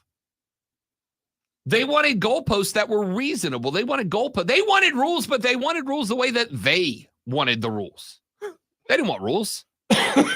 They wanted rules that regulated what the other schools could do to gain an advantage over them, not limitations on them. That's what this is about. And now that the NCAA is suddenly trying to enforce them, they're pushing back. But why is the NCAA not enforce them? Because, and I've told you this shouldn't be a shock to anybody, because the minute that the NCAA starts bringing the hammer down on everybody, then guess what happens? The SEC and the Big Ten and the schools within, if they are the ones that start getting hammered, like Tennessee, like if it was to happen, Ohio State, Michigan, Georgia, they would go, screw this. We're out. We're going to do our own thing. We're going to throw our own party. We're going to have our own place. We're going to do our own thing. We don't need no stinking NCAA. We'll just make our own rules. We'll just regulate ourselves. And the NCAA knows that. Just like the Atlantic Coast Conference is currently struggling to survive. The Big 12 is struggling to survive. The Pac-12 has failed to survive. The NCAA is trying to survive. And it's a weird spot to be in, on one hand, knowing that you've got to try to get after and discipline the schools under your umbrella, but also recognize that if you bring the hammer down, they may just leave your umbrella. And if the big dogs go out from under your umbrella, you're screwed. You're done. You're toast. You're out. And you don't exist anymore. People like Charlie Baker would suddenly be out of a job. All of this is avoidable. It's avoidable, and it won't happen. But if the schools and the conferences in question pledge to remain members of the NCAA and give the NCAA authoritative power to enforce NIL rules, we wouldn't be having these conversations. They would be fine to just levy laws across the whole thing. But that's not what's happened. What's happened is because every different state has taken an approach to the NIL, some very loose, some very strict. And obviously the schools within the very loose NIL states like Florida are going to go off. And when somebody calls them to the carpet, they're going to go, hold up. Wait a minute. Y'all didn't put this rule in place until, and our state says it's just fine. In other states where the NIL laws are a little bit more restrictive, like Arkansas, I believe, they're going to go, oh, we need guardrails. We need rules. Well, guess what, guys? If you are going to continue to, as many of the biggest schools have done, effectively just laugh at the existence of the NCAA, then the NCAA can't enforce anything. And if the NCAA can't enforce anything, there's only one entity that can, and that is literally the federal government. And does anybody right now want to say they trust the federal government to handle this the right way? Not even Liberab the woke warrior wants to say this needs to be handled by the federal government. What I am going to say is, unless the schools specifically inside the SEC and inside the Big Ten eventually say, we are committing to the NCAA. We are not going anywhere. We will do our own thing, which they won't, because that long-term is less profitable, and that's all that matters. Unless those schools are willing to say, we are standing up for and we will maintain the authority of the NCAA, then guess what, dudes? The NCAA can't do anything. They can't throw enough guardrails at this because the schools just aren't going to listen, right? That's why this whole thing is as chaotic as it is, because nobody wants to submit to the authority of the NCAA. And as long as the NCAA is aware of that fact, all they can do is occasionally get after a school who commits the most egregious violations, because that's the only way the other schools in question are going to be okay with it. We're good if Tennessee is really going above and beyond, but not if they're doing the same things we're doing. And if nobody's willing to submit to the NCAA, then how in the world do you expect them to do anything? They can't. And they won't. You know what we can and we will do? We will all sit back, relax, and enjoy the soothing sounds of this Sports Flash. If I can make it through it. The final NFL head coaching job has been filled as the Washington Commanders hired former Dallas defensive coordinator Dan Quinn to replace Ron Rivera. Quinn spent 5 years in charge of the Atlanta Falcons, going 43-42 and 3-2 in the playoffs, but thrived as defensive coordinator for the Cowboys. The NHL All-Star Game fires up this weekend in Toronto. The event will feature 4 teams an all-star skills competition and a special format game on Saturday night. Flip Forsberg represents the National Predators, while Sebastian Aho got the nod from the Carolina Hurricanes. Rookie sensation Connor Bedard will miss the game due to injury. Excuse me. Tune in Sunday at 1:30 as the Furman men's basketball team takes on UNC Greensboro right here on your home for Paladins football and basketball. The Fan, Upstate.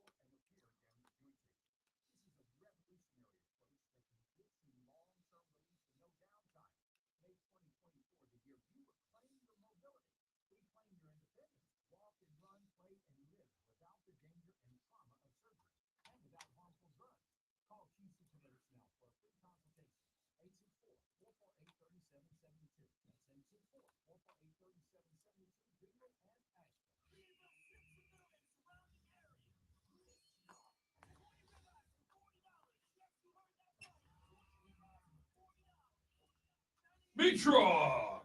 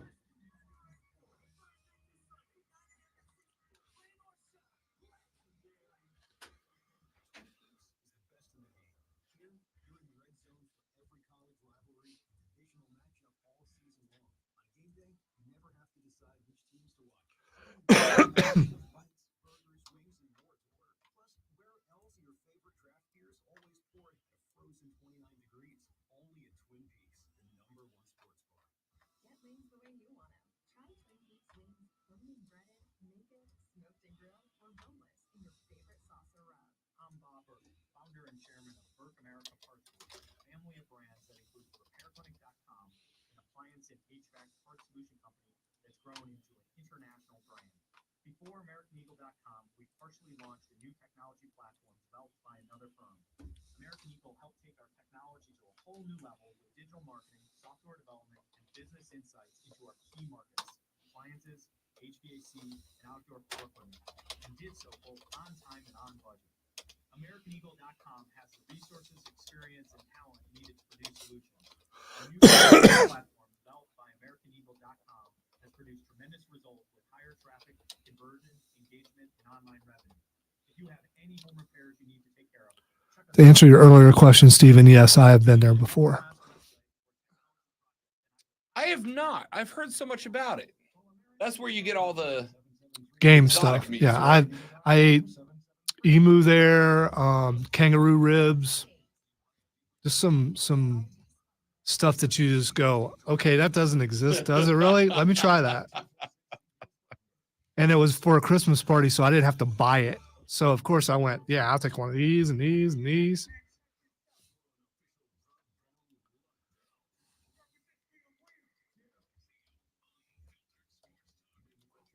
I got Mario coming on. I forgot to send him the link.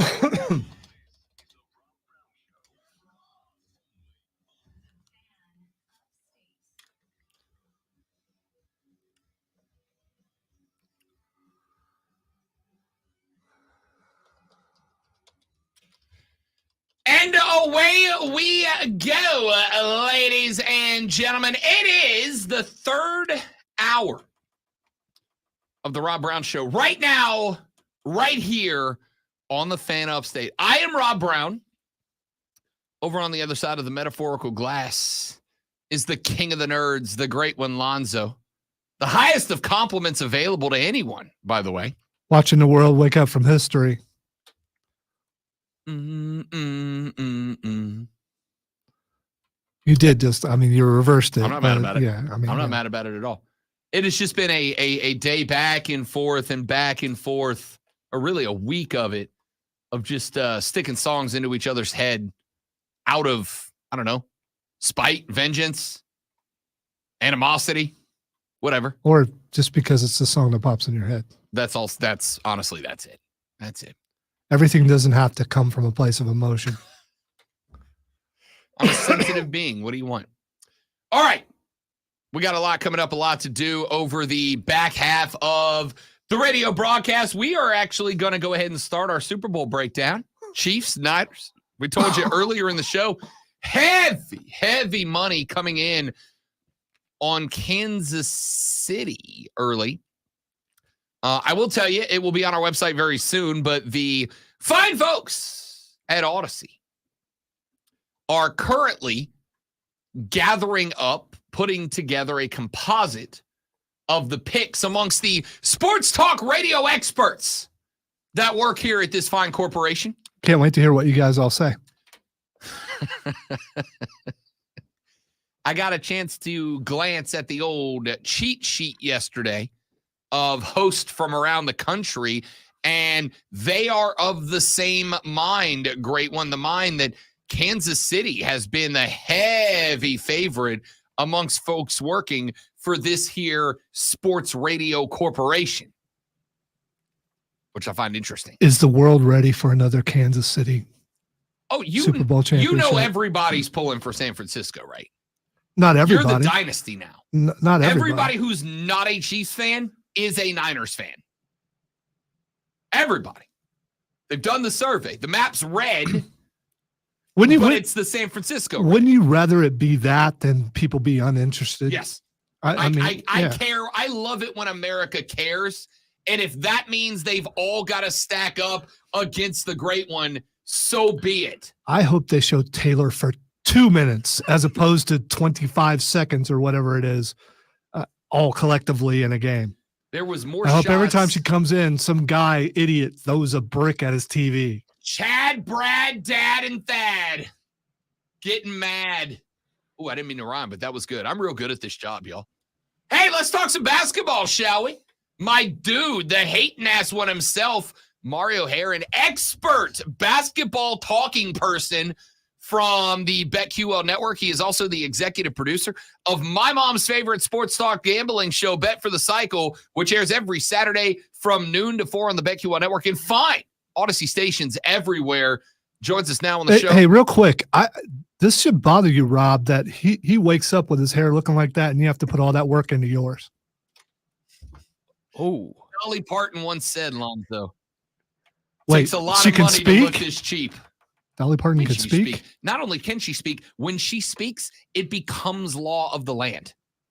That Joe Biden's not my president. Dolly Parton is. Just so we're clear. Mario, what's up, young man? Just a cherry on top of the Dolly Parton thing. Just heard Jolene about like a month ago. Pretty good song. Never heard it before, but hey, not bad. On one hand, this is one of those times where I want to get real mad at you. But on the other hand, at least you acknowledge that it is a great song. Yeah, but you got to think about the lyrics of the song. Why would dude leave Dolly Parton? I mean, what's Jolene? Jolene must be some sort of smoke show.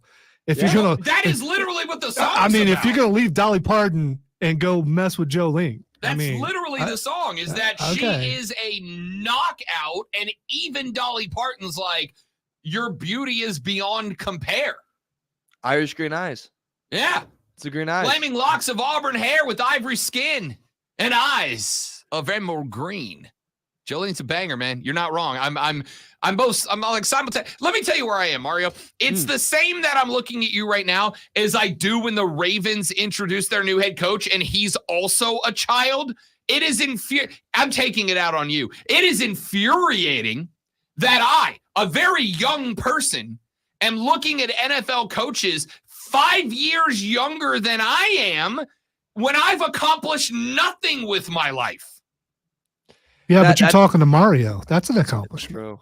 That's how I feel when Luca's a day younger than me or like a month younger than me or something like that. I'm like, God, we're at really different stages of life. Yeah. I mean, listen, at least the dudes that are younger than you are still athletes. I'm now older than the coaches that coach the athletes. I'm now at the point where guys playing in games are the children of guys that were playing in games when I was older than them. Like, that's where I am in my life. It's not funny, Alonzo. It's not funny. All right? I'm going through an existential moment over here, and you're dropping that on me. Unbelievable. Unbelievable. Let's talk a little basketball here with Mario Herron from the BetQL Network. All-Star rosters came out. LeBron going to number 20. Let me start with that. My dude has played 21 seasons. He's gone to 20 NBA All-Star games. I don't think, Mario, people understand how damn ridiculous that is. You know, I'm a Jordan guy.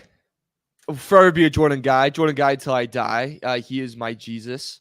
And I will say it is crazy impressive that he's on this streak. It's crazy impressive that we're at this moment where he is, you know, almost 40 years old and he's still a top 10 player in the NBA right now. It is absurd of what he's doing. It's also sad in a way that he's put up these numbers this year. He's playing this well this year.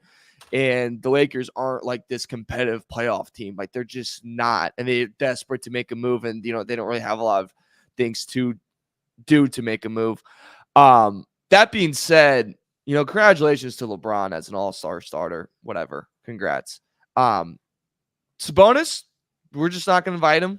Sabonis just not going to get a call. Segun just not going to get a call. De'Aaron Fox just not going to get a call. Like, I understand that the NBA today is so infiltrated with talent. Like, there's just talent freaking everywhere. But, like, the fact that Sabonis is sitting at home, that Fox is sitting at home during the All-Star break, I hope they have the best margaritas in the world, because that's the biggest bull crap I've ever heard in my freaking life. I was shocked by that. In fact, I had that conversation with Trista Crick yesterday, host of BetMGM Tonight, because she's on one about the Kings getting shut out as well, especially as good as they are. I want to go back to, let's go back to the Lakers, and then we'll come back to the Kings here in just a minute.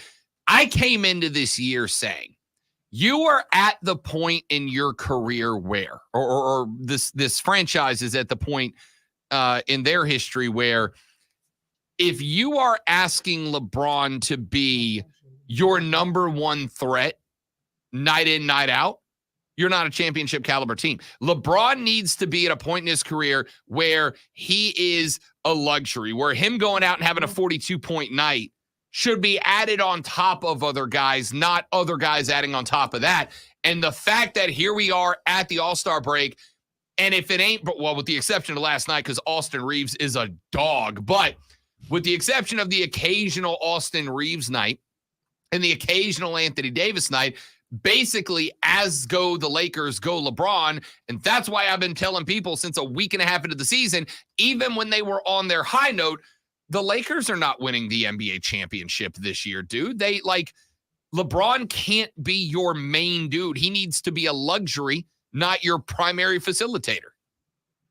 Not at all. And like you said, like, you need pressure off of him. Like, you need scoring off of him. And one of the reasons, like, coming into this year, you watch Austin Reeves play with the USA team over the summer. You kind of saw him how he finished out last year. I think a lot of people, I was at least expecting, like, him to kind of take this leap of, like, let me go get you 22 a game this year. Like, let me go get you that and step up in these key moments, kind of like he did last night against the Celtics when LeBron is out. But, like, the fact of the matter is, like, they don't have that. Like, they don't have someone that can play when LeBron's like, hey, guys, I am a billion years old, and I almost played against Jordan. That's how old I am.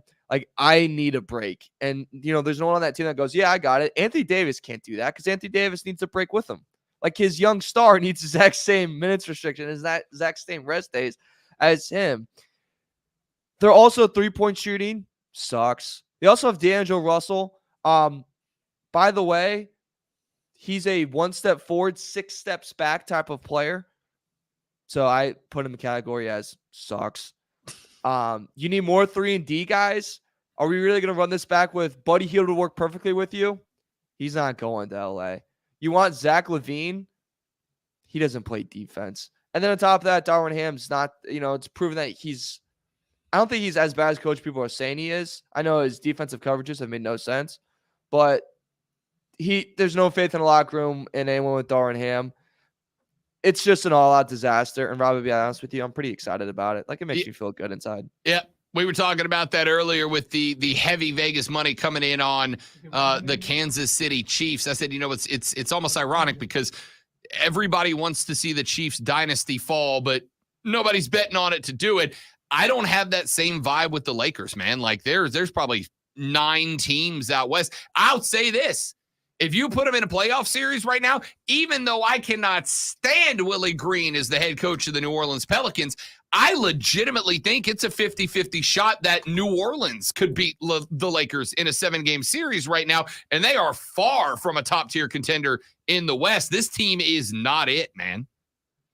No, they're not it, but in a series, I'm kind of with you in terms of, like, they're so young, like, they can throw just so many guys around. Like, just throw so many guys in there and see what happens. The only thing is put that series at 5 games so Anthony Davis and Zion don't get hurt. That'd be my only request, because at some point that's going to happen, and then we're all going to be sad that this is not a good series. But I'm kind of with you. Like, I think the Pelicans, bearing fully healthy, could definitely take them in a series. I mean, the Mavericks could take the Lakers in a series. The Suns could dominate them in a series. Kings could take them. Like, there's probably 7 to 8 teams I would take right now over them in a series in the West. And that's, one, a sign to how far behind the Lakers are, and 2, just how loaded that conference is. Speaking of the Dallas Mavericks, we talked about them yesterday because earlier in the week, Jason Kidd said Luka Doncic is better than Dirk Nowitzki was for Dallas. I actually don't agree. I don't disagree with that. And I love Dirk. I got a Dirk jersey in the closet. There are 3 basketball jerseys I own that aren't New Orleans jerseys. I got a Jordan 90s Bulls jersey, as does everyone else my age. I've got a 33 Larry Bird jersey that my uncle gave me when I was in high school. Can't fit in it, but I own it. And I've got a Dirk Nowitzki jersey from his prime in Dallas because I love that dude's game. I do think Luka can go above him. Jay Kidd says he deserves to be in the conversation with Kobe, with LeBron, with Mike. And Lonzo and I had the same thought, which is, like maybe towards the end of his career, we'll look back and say that. Not ready to say that now. I will say this. The fact that the Mavericks either can't or won't build a team around this guy is beyond infuriating. The best they've done is go get him Kyrie Irving. Why are they wasting the 24-year-old season of Luka Doncic? So I'm happy you brought this up because I agree they're not doing anything to build around Luka. Talent-wise, yes, he has potential. We'll say that, right? He has potential to be on the status of LeBron, Kobe, surpass Dirk as the greatest Mav. Absolutely, 110%. They're not building around him, and get that dork Jason Kidd out the door. Dork. Did you I'm watching the Magic game, and they have the lead. There's about 60 seconds left. Magic score. They're taking the ball out of bounds right in front of Jason Kidd. Hardaway's trapped in the corner. They have 2 timeouts. He's just staring at Hardaway Jr., just trapped with 2 6'8" guys around him going, hey, buddy, I hope you figure something out. Like numbnuts. 2 timeouts. Use one of them. It was insanity to me. And this is the same guy that I remember last year. I was a producer for the Rose Garden Report with Sean Hyken. Check it out if you're a Blazers fan. Does incredible work. And we had this Mavs reporter, and we're talking to him about the job that Jason Kidd did. And he goes, a lot of points this year. He just yelled, do something. Do something. Not a play. Not, hey, these are the matchups. He yelled, do something. What are we doing with this guy? He wasn't a good coach with the Bucks. Like, he's not a good head coach. You need someone else in there to help with Luka, to help with Kyrie. And I just don't think Jason Kidd's it. And I think that's a lot of the issue with the Mavs because, they've had guys step up to look better. I think Grant Williams was a great pickup, but I think they need a head coaching change over there in Dallas. Look, if you're going to help Kyrie, what you need is a certified therapist at this point, I think. I don't know that a coach is going to get it done, which is why I didn't like the pickup then. I don't understand the pickup now. But hey, bygones are bygones. Let's talk about this 65-game rule. There's a lot of conversation going on about it right now. Joel Embiid the other day has another player land on his leg. A lot of people calling him soft for missing games. It turns out it's got a torn meniscus. He's going to miss the All-Star game and maybe some time on the other side. And I think he can only miss 5 more games before he's ineligible to win the MVP in a season where my dude went 21 consecutive games scoring 30 or more, including a 70-plus point effort. Has the 65-game rule soured? Because it, like, when they put it in, I kind of liked it. I was like, all right, feels like a good idea. And now that we might lose Embiid, and I'm a dude that spent all year last year arguing, oh, Embiid had a great year. Nikola Jokic should have got his 3rd in a row last year. He was that good. He should have been that guy. Joel Embiid is the front runner this season for a reason. Do you think the NBA might walk that rule back? Because to me, it kind of feels like if Joel Embiid, let's say he plays 64 and he can't win the MVP despite what he was doing before the injury, if he comes back and he goes right back to that same tear, but he can't win the MVP because he's a game or two short, the NBA is going to have a real PR problem because of this rule. The best ability is availability. That, like, I will live and die by that. Look, it's, the 65-game rule is people complaining about it. There's players complaining about it. You're told that you're going to be played 82 games before the season. That's already cut in half. A lot of you guys don't do that. Look, people spend a lot of money to see you. There's TV contracts. There's money to be made because there's so much talent in this freaking league.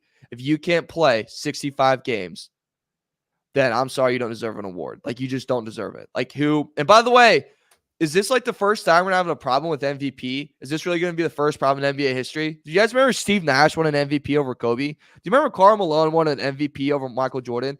This happens. Like, this isn't a new thing that, like, oh my God, wow, the NBA has an MVP problem. Like, no, this is welcome to the 21st century, Buck Rogers. Like, this has been happening for a really, really long time. Like, this is a constant debate because it's the biggest award in the NBA. And, has Embiid played out of his mind? Absolutely. He's scoring title leader right now, and it's unbelievable. But you also can't tell me that every single year there's not at least 3 players that deserve the MVP.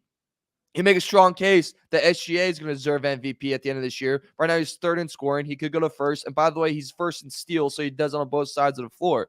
We just talked about Luka. You made a strong case that Luka could deserve MVP at the end of the season, depending if the Mavs move up in rankings. You could make an argument for Giannis. You can make an argument, for Donovan Mitchell. New York Knicks fans are being outrageous, annoying, and no one likes them. But, they're making an argument for Brunson right now. Like, you can always make an argument for at least 3 players to 5 players in the NBA for MVP. If you can't play 65 games to separate yourself from those others, I'm sorry, you do not deserve the award. And also, but Embiid doesn't care, though. He's all about the title this year, Like, that's my other thing, too. He's all about the title. All right, last one. Then we got to get out of here. Mario Herron, BetQL expert, joining us here on the show. Also executive producer of Bet for the Cycle. Because of some show-related situations, Cody Decker's going to be in Vegas this week covering the Super Bowl. For some reason, Mario and I did not catch an invite to that. Still a little offended by it. So next week on the show, unless one of us hits our 3-legger this week, Lonzo, Mario also has to put down the 75 Nuggets. Scale of 1 to 10. How excited are you about that, buddy? Insanely nervous. I've been thinking strategy for the past 3 days. Like, I had a meeting with our BetQL boss, Rob, and legitimately 10 minutes of it was talking chicken nugget strategy. Like, that's just what it was of, like, where are you going to get them from? How are you going to do it? Like, that's just what we were talking about. My stomach already hurts. I think sauces for the last 10. Yep. And, my stomach's going to be ruined for at least 2 weeks. Yep. But hey. Oh, for sure. For cycle. I fully anticipate that we're going to call it a day at the end of the show. And now we have decided that, and this is why you all need to listen to the show tomorrow.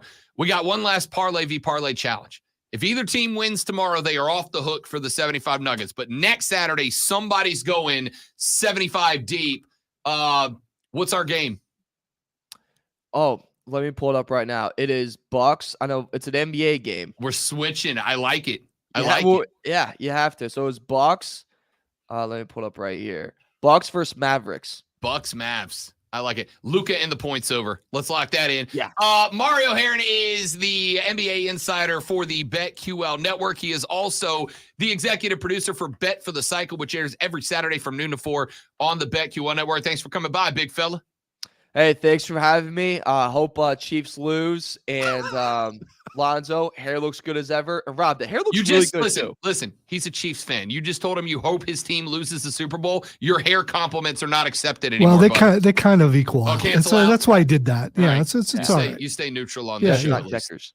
Yeah, hair people get it. I mean, you wouldn't, but still. Yeah. You tried to get it. You tried to. Yeah, but then Happy wife, happy life, buddy. That's the game. See you now. See you tomorrow. See you tomorrow. Later on. That is Mario Heron from the BetQL network. Joins us to talk basketball on Fridays. We did have 2 calls, but we still have 1 call hanging on. Can we squeeze that in before we take a break? Is it Mike? No, but he's on there too. Okay, perfect. Can we squeeze in a caller? Sure, why not? Let's do that. Let's go to Mongo really quick. If Lonzo says we're 2 minutes late and we need a call, it means the call's going to be great. Mongo's been waiting, so. Mongo, what's up, big dog? Welcome in. Good to have you back, buddy. What's going on, Rob? Listen, man, Mark and Diesel don't want to hear my blather about pro wrestling, and I know you guys enjoy it. So here's the deal. My son trains at a local pro wrestling facility called Asylum Pro Wrestling, and I've been tasked to go around and start promoting this thing. So every Friday night, bell time, 8 o'clock, $15 ringside, $10 general admission. Best show around, man. We got action-packed from 8 to 10:30, 11 o'clock. And February 23rd, we've got former WWE and TNA superstar Heath coming in. Hey, he got kids. He got kids, baby. So, like I say, just shameless plug, man. Everybody come out and see us. Check us out. It's a great show, family-friendly, full-service concession stand. $15 ringside, $10 general admission, man. All right, wait. Wrestling. Wait. You didn't say where it is. Yo. Oh, I'm horrible at this. 122 Builders Court, Bowling Springs, South Carolina. All right, Mongo, here's the deal, bud. We believe in you. We're gonna help you with the promoter skills. All right. We're gonna get you there. You're gonna be a modern day Paul Heyman. Always got to hit the who, what, where, when, and why. And then at some point, you got to call somebody out. You got to put some drama into it, man. So who, what, where, when, why, and then call somebody a loser, and it's going to work every time. Well, here's the thing. I am also, let me say this. I also am a manager at this facility. So, Brother Silas, the good shepherd of truth and redemption, what he'll tell you right now is tonight I'm bringing my angel of death with me to take some souls. Now I'm in. See, Mongo, I'm in now. Yeah. Now I don't even know what that means, and I'm in. That's Brother Silas. I don't know. I'm always seeing Mongo. I just heard Brother Silas saying that. Mongo, man, brother, that was some weird old dude, man. He came in and walked off. I don't know who the hell that was. Can't make it tonight. I will be at the next one. Good luck tonight, big dog. Let us know when the next one goes down. Every Friday night, Rob. Beautiful. I love it. Mongo checking in to promote some local support local wrestling. He's coming. He got kids. Of course he's coming. He's got kids. Michael Pius from First Tee of the Upstate up next because he has got a pretty killer prize that you can win while you support a fantastic local charity. And we're going to tell you about it next on the Rob Brown Show in the Fan Upstate.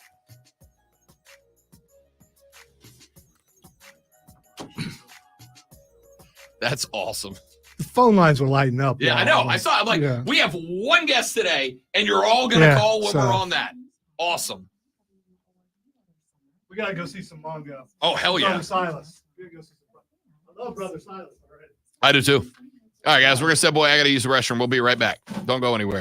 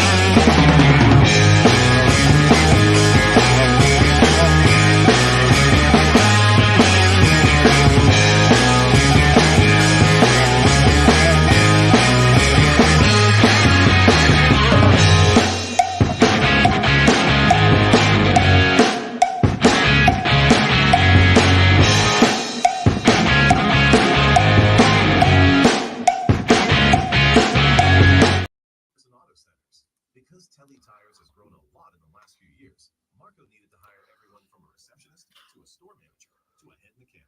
ZipRecruiter helps me find all the right people, even the most difficult jobs to fill. ZipRecruiter helps me keep my business running. Take it from Marco and millions of other businesses who've used ZipRecruiter. ZipRecruiter can help you find the needle. Several sources are saying Caleb Williams does not want Chicago Bears to pick him. He's going to Eli Manning He them. would like to play with Commanders or Raiders. Who says that? That's why I don't believe it. Why would you want to play with the Commanders?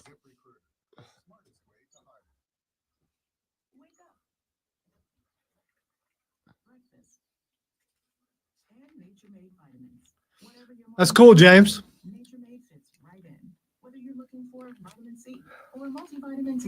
Haven't been to any local wrestling in a long time. That's a good morning. We take care of you so you can take on your day. Start your day with Nature Made, the #1 pharmacist recommended vitamin and supplement brand. Based on a survey of pharmacists who recommend branded vitamins and supplements. Okay, that makes sense, Zach. Yes, Cliff did get hired by the Raiders. Chicago ain't going to pick a quarterback anyway. I think they are. I think they're trading Justin Fields. We'll see.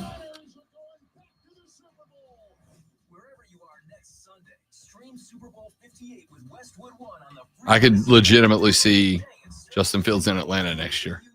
I think Atlanta or Pittsburgh.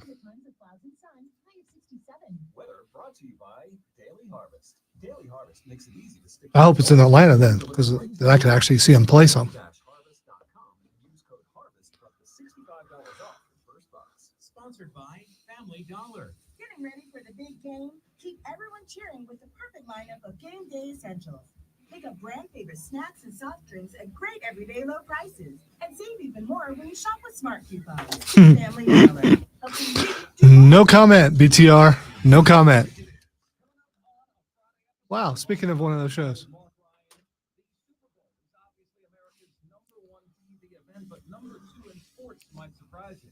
Brent Beard, Heisman Trophy voter, joins the show on when the fix will be in for college football. Plus, we'll preview Clemson and South Carolina's weekend hardwood action. #1 for real afternoon sports talk. Offsides with Mark Ryan. 3 to 7 on the Fan. Upstate. Always streaming wherever you are on the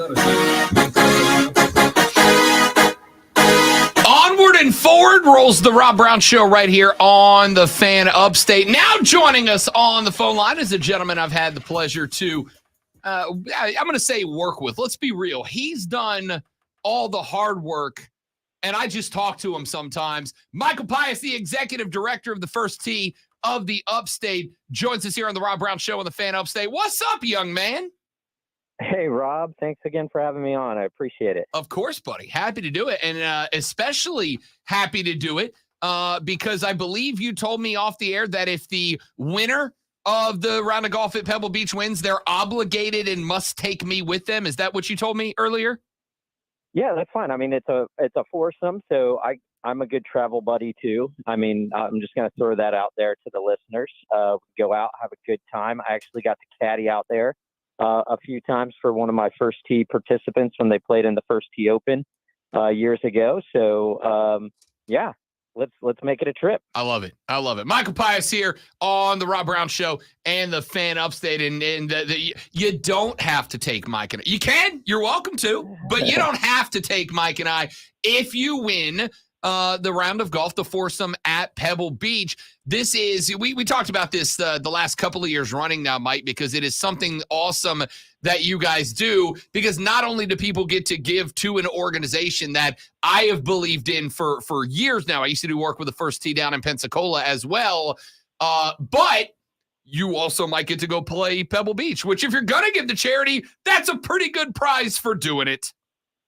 Yeah. So, I mean, for those listeners that don't know much about the First Tee, so we're a youth development program that teaches kids life skills through the game of golf. So we're using the game of golf as that vehicle to teach honesty and integrity and sportsmanship, goal setting, resiliency skills, appreciating diversity. You know, these are all skills that are going to make them great golfers, but also great future leaders. And these are skills that they're going to bring to school. They're going to bring home.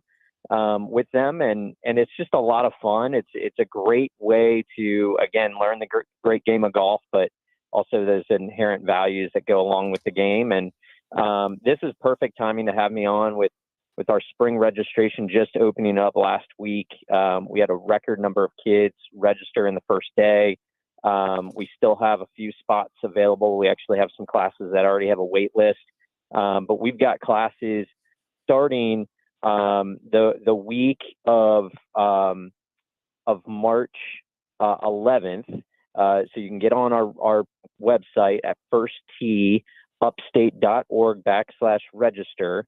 And parents can take a look at classes at the Reese Greenville, the Preserve at Verde. Top Golf is actually one of our newest weekly locations. So we'll have classes at Top Golf, Greer Golf, Willow Creek, Woodfin Ridge, the Fort Club down in Greenwood, Links of Tryon, Cross Creek in Seneca, and Cherokee National up in Gaffney. So, we're growing like crazy. We got a great group of kids in the program that are coming back. We're retaining a lot of great kids that are playing on their high school teams and getting to play in some state tournaments and stuff like that now. So, shelling out some great golfers, but also great kids too. So, would love to get your kids, your grandkids involved.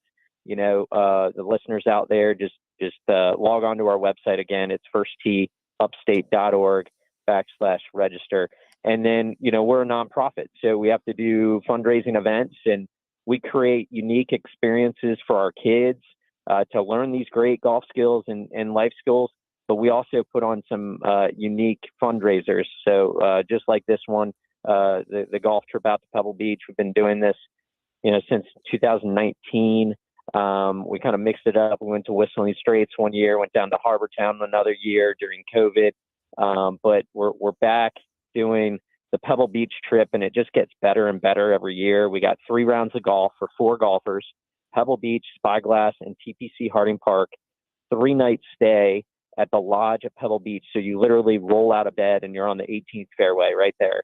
So if you're watching the AT&T Pebble Beach Pro-Am this week, you'll be able to see the lodge. Your room will be right there on the 18th fairway. And then up to $2,000 in air transportation. So, and if you're crazy enough to win this and you don't want to go to Pebble, you can cash it in for $5,000, which would just be insane. Lifetime memory, $5,000. I feel like it works out pretty well for you either way. But go play the damn course, man. Go play the course. Come on. Sorry, course is. Yeah. And only 500 tickets are sold. So you got great odds. Get your foursome together. Each one of you buy a ticket, do the handshake deal. Hey, if I win, you're going, blah, blah, blah, back and forth. Chop it up, 1 ticket, whatever, $25 each for your foursome. Tickets are only $100. It's a great deal. It's a great cause, great way to get involved with our organization. So thanks again for having me on and talking about this great trip. Yeah, of course. Michael Pius from First Tee of the Upstate here on the Rob Brown Show on the Fan Upstate. Real quick, because I actually have not gotten a chance to ask you this question. How many kids in the Upstate do you guys have enrolled in this program? How many kids are you helping to get those life skills through this incredible game?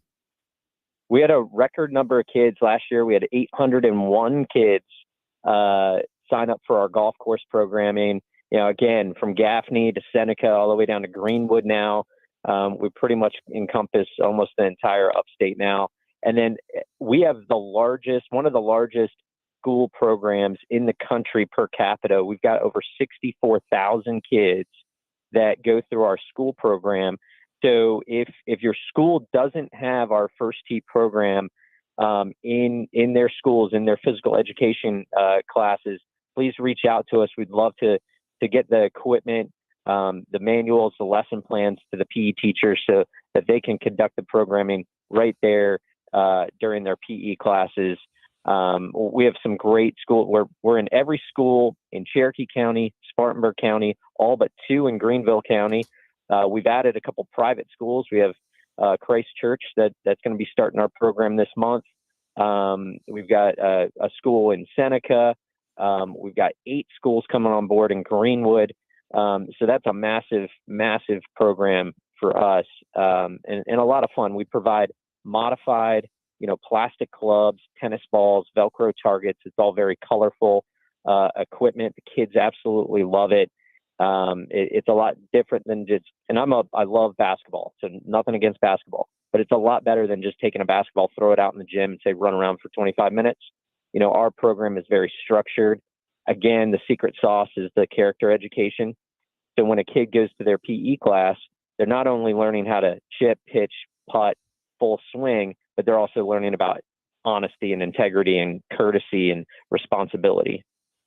Michael Pius is the executive director of the First Tee of the Upstate, an incredible program. I've had the pleasure of doing some stuff with them over the years. Right now, their 2024 Pebble Beach Golf Trip Rally, you can get your tickets. They're $100 a pop. If you win the grand prize, it is 3 rounds of golf at Pebble Beach, at Spyglass, and TPC Harding. 3 nights, including hotel accommodations at the Lodge at Pebble Beach, up to $2,000 in air transportation. Or if you want to be weird and not play the golf, you can get $5,000 cash in lieu of the trip. Get your tickets right now by going to firstteeupstate.org. Mike, you guys are the best, man. Thanks for coming by and talking to us about it, fella.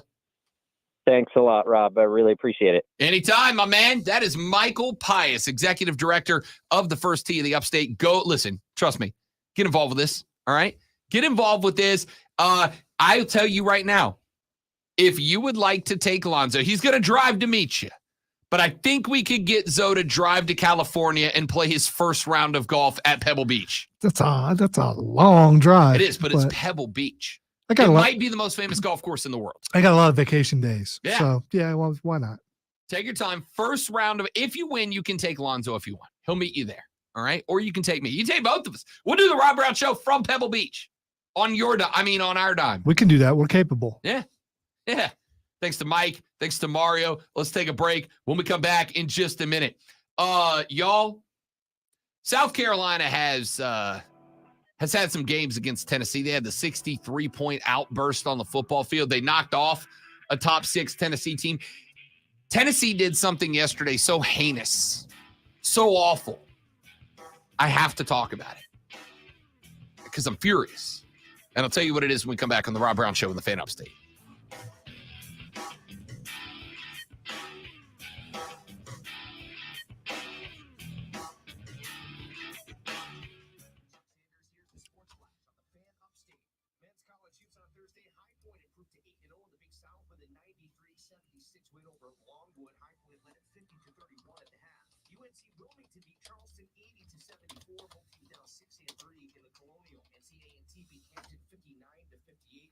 With a 69-67 win at Elon. The Campbells back to 500 at 11-11. James Madison beat Coastal Carolina 105-67. App State 81-71 winners at Georgia State. Major League Baseball spring training just about 2 weeks away. Pitchers and catchers report on Valentine's Day for the Braves. Your first workout is a day later. Position players report on February the 19th with the first full squad workout on February the 20th. We would never, James, never engage in vulgar, inappropriate behavior like that on the show. We're better than that. So pretty impressive rush hour, not a lot of issues. We had a little bit of activity on I-85 near Old Post Road. Had some construction of blocking one lane, so it was briefly slow, not a huge backup. South on I-85 delays there still, south of Rockland and Kleiman. Moving down past Highway 14 as you move down towards Pelham Road. A little bit of activity there was in the right lane down on the shoulder, so a little bit slow there, but not a huge backup. For the new Salt 98.9 WRD Traffic Center, I'm Lloyd Houston on the Fan Upstate. Big truck!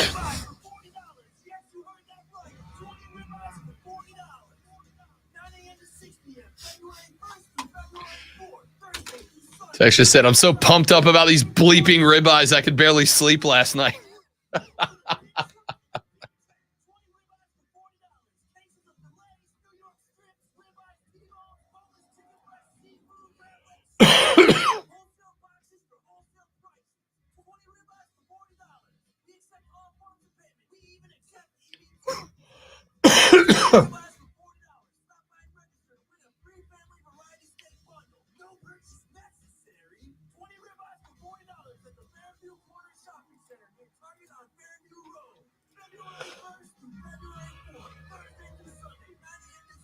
Oh, that means they're there right now. All right, guys, I know it's only 9, but we're ending the show because we got to go to the meat truck. I'll be over around there later on this afternoon. You gonna stop by the meat truck? I might, Out of curiosity, if might, nothing else. I might see what the lines are like. See if the advertising dollars were worth it.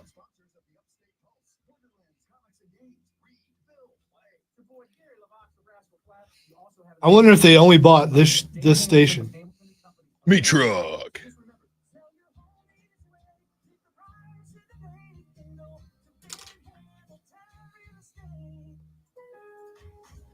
Get the appliances you need right away at Lowe's. Explore the largest assortment of brands you trust, like Whirlpool, Samsung, and LG, in-store or online at the best values.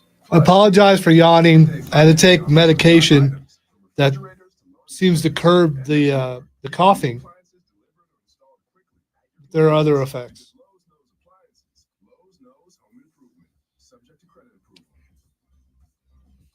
Dayquil is not supposed to make you sleepy, but I'm a weirdo, so.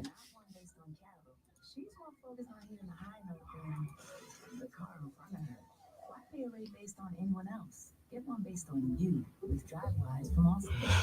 Now available in West California, subject to terms and conditions. Rates of return and several factors which vary by state. In some states, participation in DriveWise allows Allstate to use your driving data for purposes of rating. While in some states, your rate could increase with high-risk driving. Generally, safer drivers will save with DriveWise. Allstate Guard and Casualty Insurance Company and affiliates are in Clark, Illinois. Hi, I'm Henry Winkler. My eyes are very unfortunate. My eyes connect me with things I love. I loved my late father-in-law dearly. He always I believe that it is out. And since partnering with Repellus, I've learned there's an advanced form I'll have to dig it up. I had it somewhere. I don't know, man. Like they're gonna have a problem because they had a lot of talent leave, like a lot of skill talent leave. Last year they got carried by having some real good talent, and a lot of those guys aren't there anymore. So it's going to be interesting this year. Obviously want nothing but the best, but how you respond to adversity is big. From the Ingalls Market Studio, State 97.7 FM Greenville, 97.1 FM Spartanburg. from the Free Odyssey,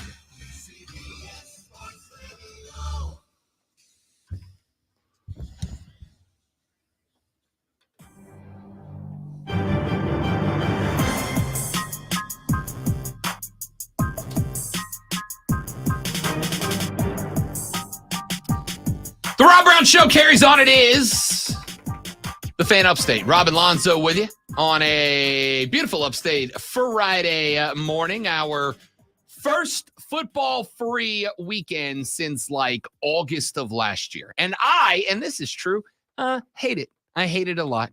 I miss it already. I miss football. We're not even done with football, and I miss football. So here's the real reason why you hate it. Because, I got to watch football. It's my job. I got to watch football. It's my job. Hey, there's no football. Here's all the things that you didn't get done while you were watching football. Time to start working on them. NBA's on all day, buddy. Got to watch the NBA. We talk about the NBA on both my shows. I don't think it works as well as it football. Does not. I also know that it does not. Hey, you know how the Gamecocks put up 63 on Tennessee a while back? You know how they went into good old Rocky Top, Tennessee this past year and got it done on the road against the number 16 in America. You know how South Carolina has had despite a 41-20 loss this year on the football field, outside of that pretty good record going against Tennessee in the terms of the sportsing over the last couple of years. Tennessee strikes back, Lonzo. As yesterday in the state of Tennessee, under the shadow of Rocky Top, Tennessee authorities arrested Hootie. Darius Rucker arrested in Tennessee on a minor drug offense. A spokesperson for the Williamson County Sheriff's Office. You angrily scratched that off the list. There was no way we weren't getting to this in real time. No way. You've missed things before, so it's definitely a possibility. A spokesperson for the Williamson County Sheriff's Office in Tennessee confirmed to the Post that 57-year-old Darius Rucker was booked on 3 separate charges. The Hootie and the Blowfish member was what do you mean member? He's Hootie. No, It's his band. there is no Hootie. Was charged with 2 counts of simple possession, casual exchange of a controlled substance, and 1 count of a violation of the state's vehicle registration law. In layman's terms, Rucker was allegedly involved in a drug handoff, and a law enforcement claimed his tags were expired. I love this. He appeared emotionless in his mugshot. Yeah, I'm sure because he was like halfway between stoned and furious. Is he supposed to cry? His career is over? I mean, let him cry. If the tears fall down like rain, you know I had to. Come on, man. It was right there. I set you up. It was right there. Released on $10,500 in bond.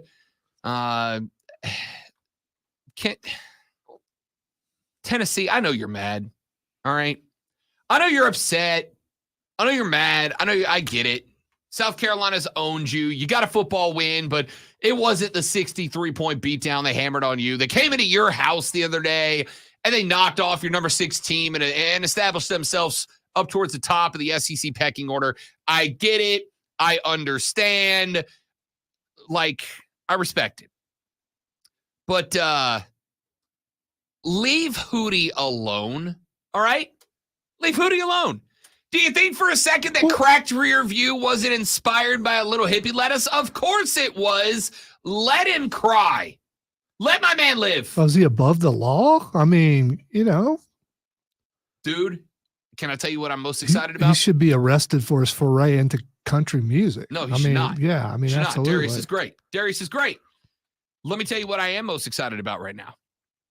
What I am most excited about right now is, you know what Darius can foray into now? Outlaw country. Darius Rucker enters outlaw country, and I am buying album number 1 on drop night.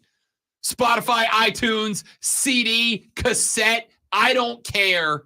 Hootie going outlaw is where I want to be. That's what I'm looking for. Can't wait. Can't wait.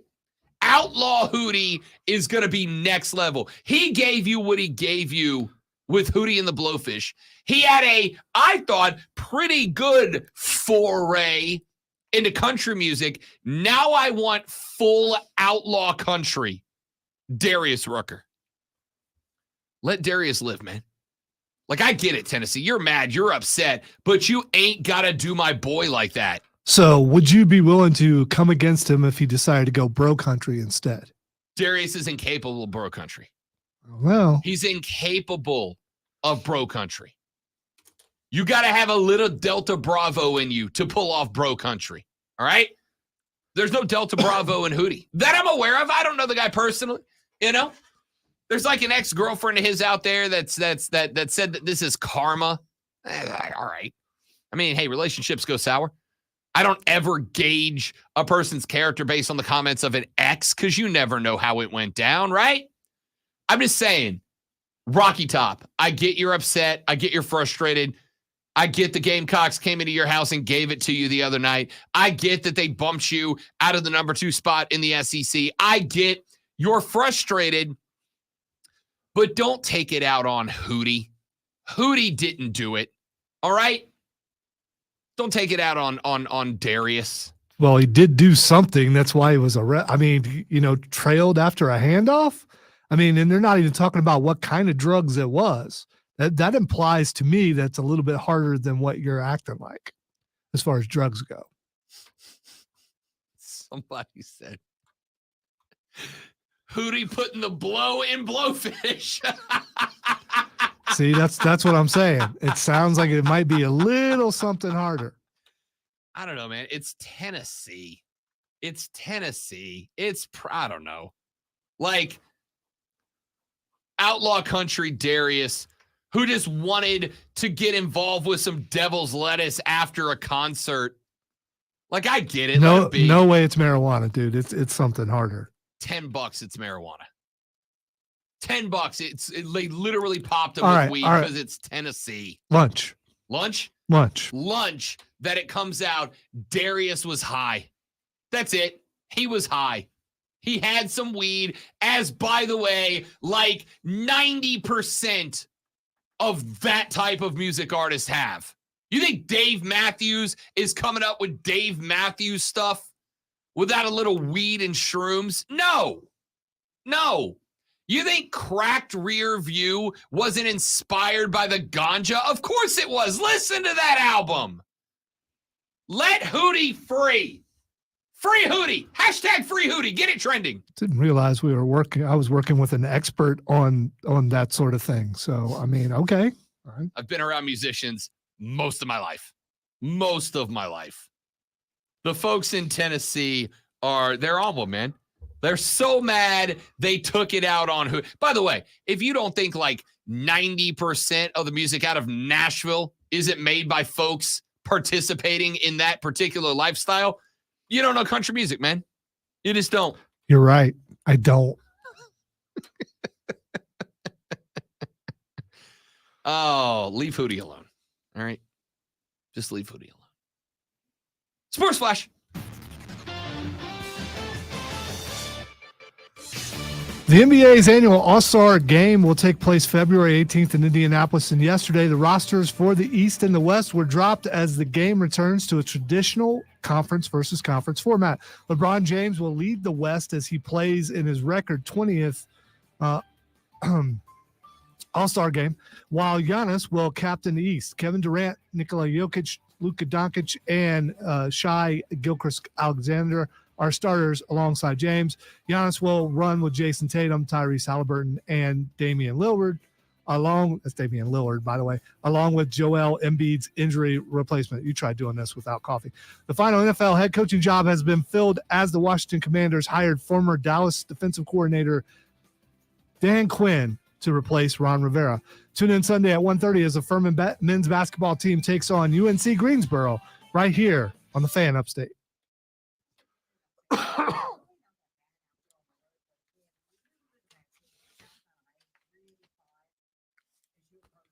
Maybe I should project less on those.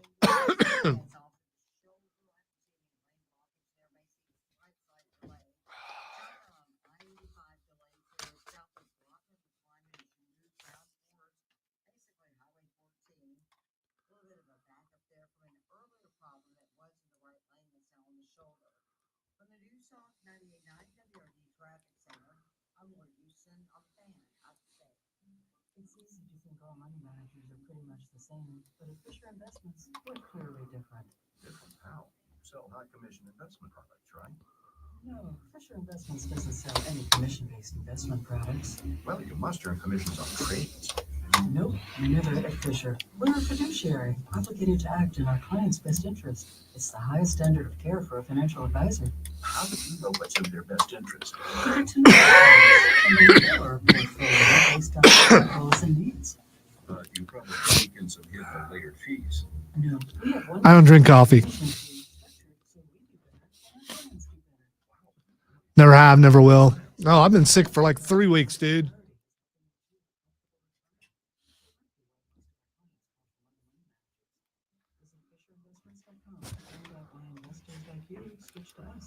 Fisher Investments, clearly different money management. You have 3 ex-wives and your current trophy wife wants a life insurance policy 3 times the size of the policies you had to purchase for your previous mistakes? If so, you need to call Big Lou. Let him get high. Oh, that's good. There's your parody song. Knew it. There was one in there somewhere. I don't know. Cadence wise, that'd be kind of hard to fit that. Nah, we can make that work. should only cost about $100 to $200 per month. Big Lou may have a solution for your previous policies as well. You may even save enough money to lighten the load on your new $1 million policy. Remember, call Big Lou. He's like you, except he's only on number 2. Call Term Provider at 800-700-6898. That's 800-700-6898 for $1 million in term life insurance that you can live I think with. Izzy High probably will work better. He got high. 700-6898. Twin Peaks is the best in the game. Here, you're in the red zone for every college. Pulled over by the cops. On game day, you never have to decide which teams to watch. Only what combination of bites, burgers, wings, and more to order. Plus, where else are your favorite draft? All right, I'm trying to click on the TMZ thing to see what kind of stuff she accuses him of doing. Wind down with bourbon and late night bites. Only at Twin Peaks. Prescriptions require an online consultation with a healthcare provider who will determine if appropriate. Restrictions apply. See website for details and important safety information. Subscription required. Price varies based on product and subscription plan. Hey guys, did you know there's a generic form of Viagra that works just the same, but is 95% cheaper? And you can get it online? Just go to hims.com/joy. Through Hims, you'll get a free medical consultation, discreet shipping if prescribed, a 100% online process, and trusted generic alternatives to the name brands at up to 95% off. That's right, get generic for Viagra, the same active ingredient as brand name Viagra, but for 95% less. It's the same medication, still prescribed by a licensed medical provider, but with zero copay, no expensive appointments, and no awkward face-to-face conversations. To start your free online visit, you need to go to this exclusive address, hims.com/joy. That's hims.com/joy for your free online visit. HIMS.com/JOY. Hear the biggest game of the year. Super Bowl DVDs. The Chiefs versus the He's actually not a bad singer, Zach.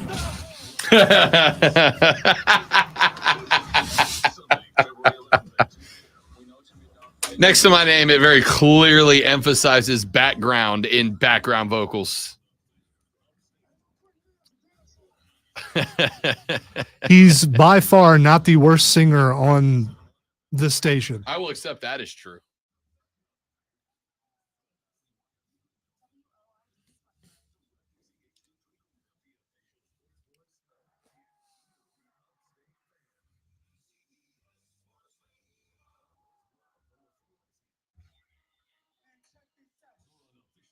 Oh, man.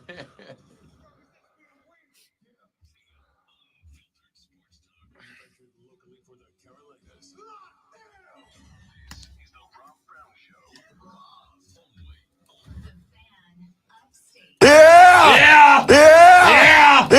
The fourth, the final hour of the week of the Rob Brown Show goes now, ladies and gentlemen. Welcome back. This is the Fan Upstate. Hello to you.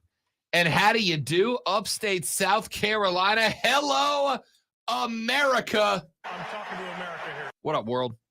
Great to be with you. I am Rob Brown, the Great Lonzo, on the ones and the twos today. You want to be a part of the radio program? Now's a wonderful time to do it. The renewal by Anderson of the Carolinas fan phone is there for you. 844-326-3663. 844-FANFONE.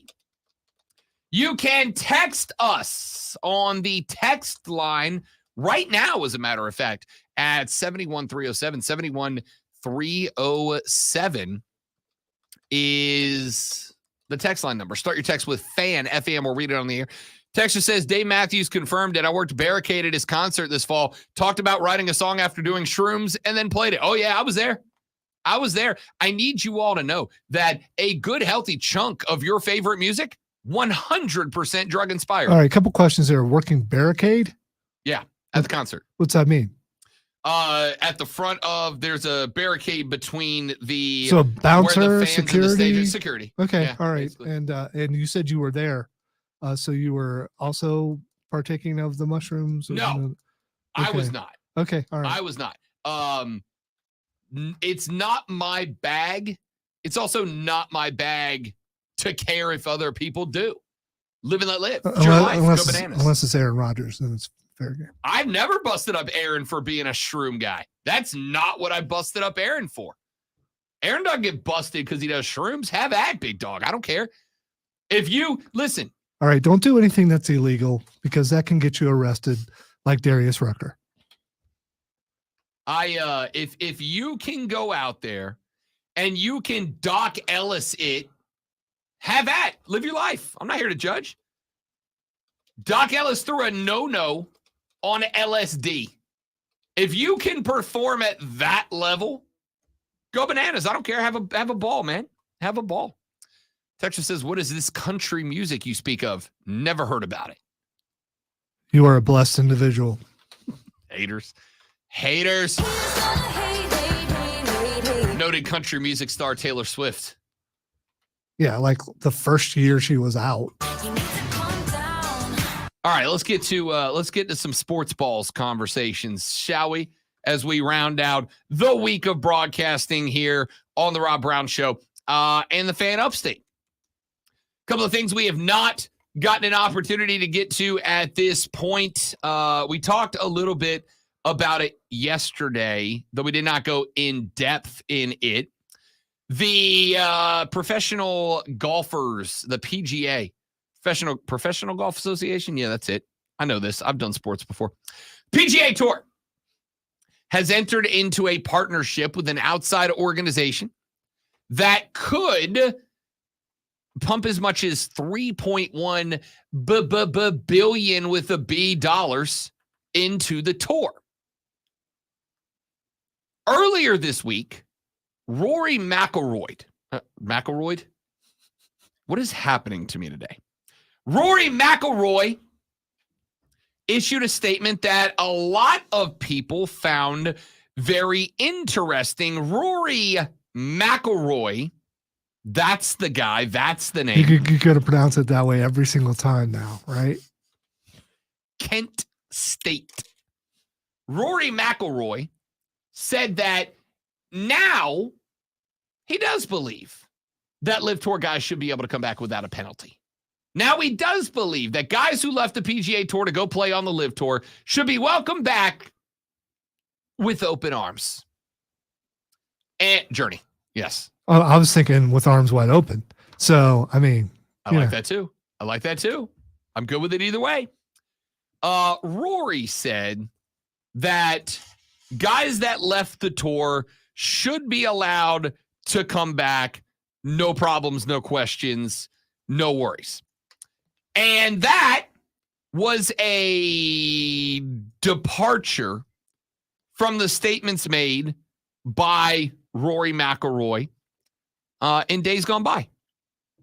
He had been, up until this week, a very staunch advocate of guys who left the tour having to have some sort of fine, penalty imposed upon them before they get back. And when he made the switch, I scratched my head because I was very confused by it. I was like, why? Why now, Rory McIlroy? Why now? And now I think we kind of know our answer. This $3 billion influx into the tour is the reason why. Because the PGA Tour has said that they are going to take a chunk of that money. They are going to create an investment in the tour, of which the players on the tour will own equity. And the longer you have been on the tour, the more successful you have been on the tour, the more of that equity you will receive as a player. Which means that guys like Rory McIlroy, who have been in the game a hot minute, will profit more from the equity involved in this investment by the PGA Tour. So it makes sense. My question for you as a fan is, do you want to see the tours get back together, right? If the PGA Tour is indeed beginning to take steps to have the guys that left for Live, feel like they are welcome back into the fold. Is that good? I know a couple of dudes, golf fans, that have basically said, screw them, right? They took off. They left. Bye. Don't let the door hit you where the good Lord splits you, as the saying goes. The more I thought about it, the more I absolutely want the PGA Tour to keep going out of their way to bring guys back. When I tune in to watch the NFL on Sundays, the reason that I love it is because it is the best players in the world at that sport playing each other. Same with the NBA, same with Major League Baseball. The reason that MLS, Major League Soccer, is having such a tough time, and it's doing as well as it's ever done, but the reason it is having such a tough time getting itself into the public spotlight is very simple. It's not the best players in the world doing best players in the world thing. Why do you think that spring football has been such a passion project for so many people that has struggled every time that they have tried it? It is because we have the best players in the world in one league already. And while this may not be a global phenomenon, it most certainly is an American phenomenon. We are going to watch the best at a thing do that thing and nobody else or less. That's just the way we operate. And it pretty much always has been. We are going to watch the best do the best and not much else. Why do you think FCS college football struggles? There are plenty of sidewalk supporters for the Alabamas and the Georgias and the Clemsons and the South Carolinas. Plenty of folks, no affiliation to the school. They just grew up a fan. Why? Because they grew up a fan of top-notch sports, top-level sports. You ever notice you don't have a lot of sidewalk supporters of the Furman Paladins or the Appalachian State Mountaineers or the New Mexico State Lobos? Not a lot of sidewalk supporters. Why? Because it's not the best at the game doing it. With all due respect to those schools. I don't mean that in a derogatory way. It just is what it is, right? So the reason, I think, that if I am a golf fan, and I am, is because I very much want all of the best golfers in the world all together. It is real tough to follow soccer. I'm a soccer guy. I'm a soccer fan. Most soccer fans have an EPL team, an English Premier League team, because that is the league where most, not all, but the largest share of the best soccer players in the world play. And so if I'm going to watch the best in the world. I don't have a Turkish league team. I don't have an Egyptian league team or Moroccan league team, a Saudi Arabian league team. I have an EPL team. I'm not connected to them in any way. I've never been to a Chelsea match. I've never been to Chelsea. I haven't been to London in 26 years. But I got a team because I want to be a supporter, and that is where, at least when I became a soccer fan, the best players were. And they still are in terms of the league itself. To me, if you've got half the best players in the world on one side and half the best players in the world on the other, I'm about half as interested in committing to one or the other. It is hard for me. I'm still going to watch, just so we're clear. But it's hard for me to get jacked about the PGA Pro-Am at Pebble Beach when half the best players in the world aren't there. And Rory McIlroy said that. He said, look, if I win this thing, I want to stand on the green at 18 and get my trophy and know that I beat all of the world's best to win that tournament. If I'm going to win another major, I want to know that I beat the list of the world's best, not half of it. And I kind of understand that viewpoint, man. I kind of get it. Because as a fan, I feel the same way. Am I intrigued by the UFL? Yes, I am. And I'll tell you why. It's not because I think I'm going to get spectacular football. I'm not. The draw of the UFL is not you're going to get great football. The draw of the UFL is twofold. Number one, it's a rules experiment laboratory for the NFL, and I do think you're going to see some rules tested there that will make their way to the league, A. And B, I am watching to see if there are any standout players in the UFL that we might be talking about in the NFL one day. We've seen that in the past. He hate me getting his opportunity to become a special teams ace because of his performance in the original XFL. I'm not going to watch it because it's got great ball. I'm going to watch it because of how it impacts the league that has great ball. When it comes to the NBA, quick question. Name me 3 G League Ignite teams. Anybody? Bueller? No? Yeah, I didn't think so. It's not because there's not great players at that level. There are. We've seen some really good G League players make their way to the show. You're not watching it because it's not the best possible basketball. This is the reason I want the PGA Tour to keep going out of their way, to keep listening to what the players are saying that they want, that they need. You're still going to have your back against the wall. Because the Live Tour is playing with the unlimited money cheat code turned on. They do not have a value on the dollar because they have unlimited dollars.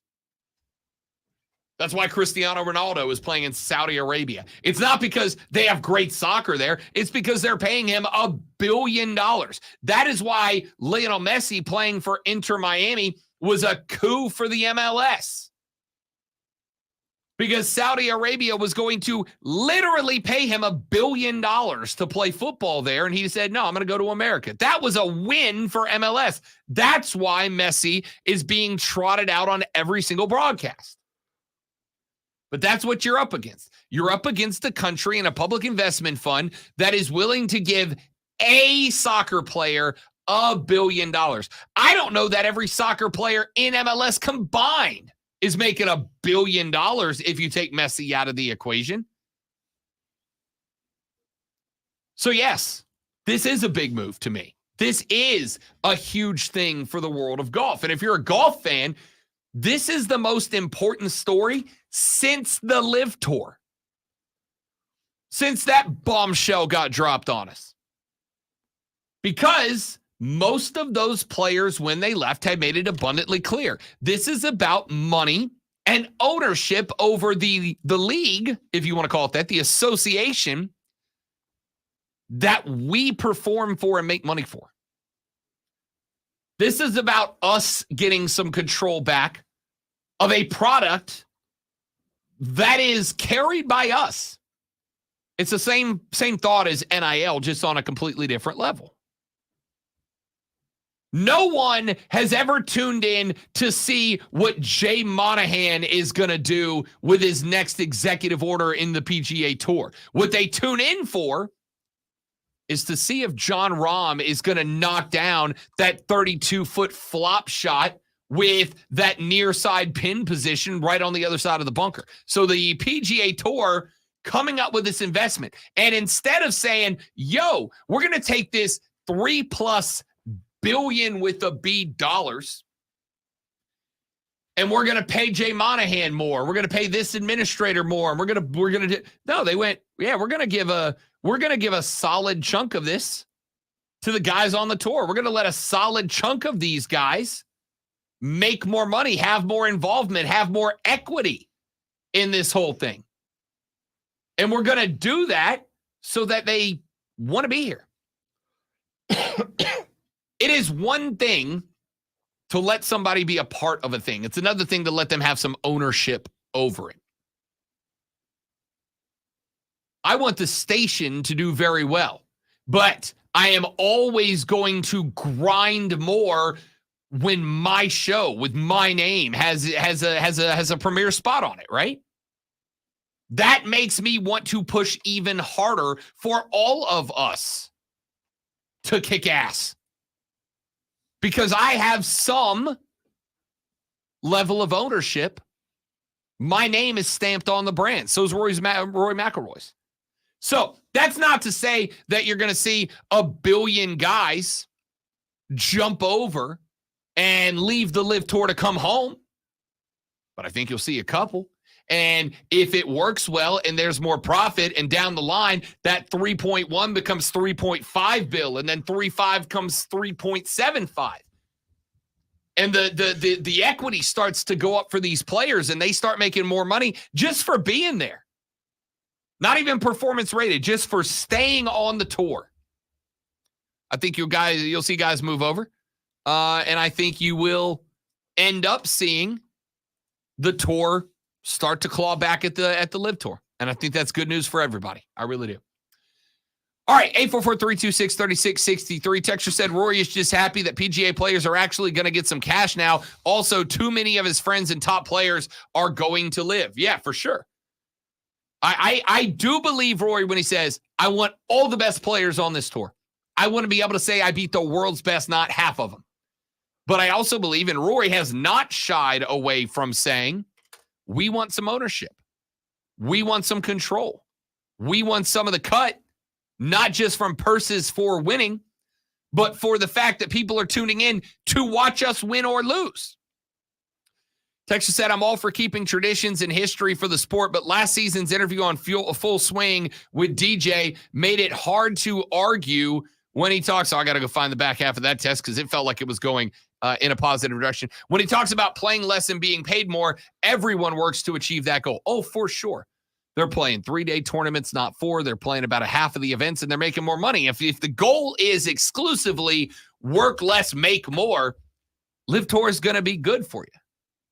But that's why I think giving ownership of the tour itself to the players is about the best you can compete with. All right, let's take a break.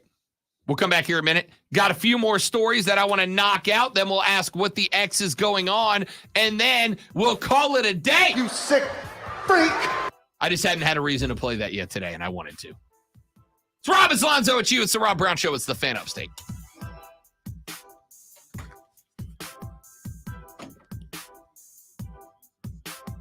Champagne price, ham sandwich quality. I love it.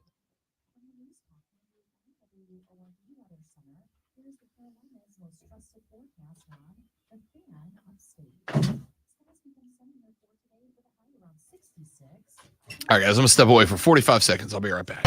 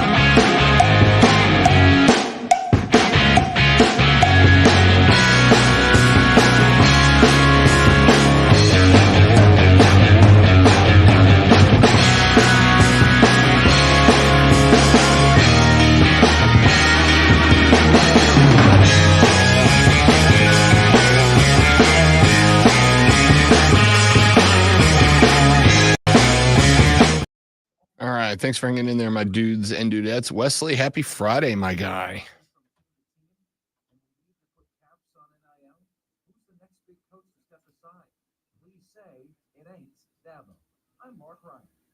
All sides with Mark Wright, 3 to 7 p.m. today on the Fan Upstate. 97.7 FM Greenville, 97.1 FM Spartanburg, and on the Odyssey app. Eagles Markets is a proud sponsor of the Mark Ryan Sports Day. From the playing field to the stands to your own living room, Eagles Markets has everything you need to fuel your athlete or satisfy all the hungry fans in your life. Eagles, low prices, love the savings.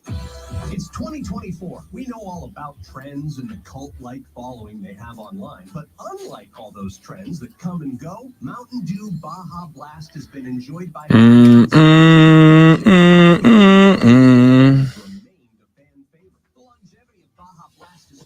generations with its ocean-like color and tropical lime flavor that keeps fans coming back for more. It's bold and refreshing. Don't you think that's worth celebrating? We sure do. That's why we're finally giving the people what they want. Baja Blast. Give the people what they want. That's right. Baja Blast is now in stores. Not hugging you.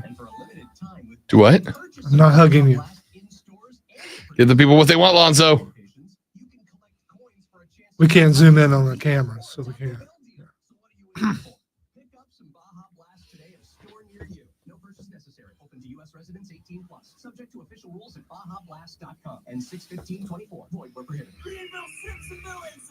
Maytrop! I'm gonna, Monday is gonna be bittersweet because the meat truck's gonna be gone. Meat truck! And we won't hear any more about the meat truck unless he moves to another location. I wonder what the meat truck's advertising budget is. I don't know. I'm tempted to go ask.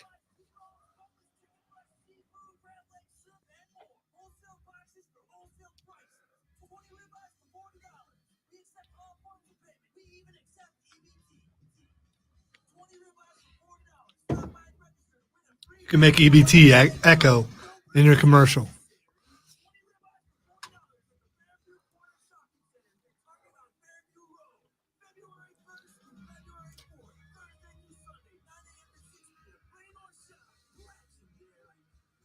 Legendary. It's a shame, Joe, that when I read that, I hear it in my head.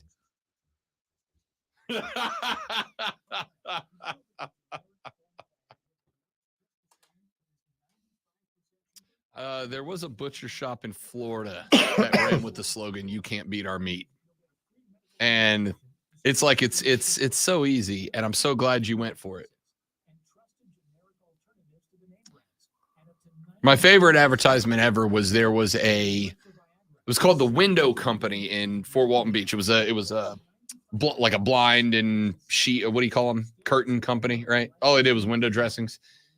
And the logo was on the side of the truck, but the back of the van, they drove these big vans. The back of the van was solid white, no advertisement on it, except for a yellow bumper sticker or painting on the truck or whatever that just said, "Caution, blind man driving." And I thought, that's genius, because what are you going to do? You're going to try your best to get up to the side of that van to look at that driver, and all you're going to see is their big advertisement on the side. It was brilliant. That's a good move. Yeah.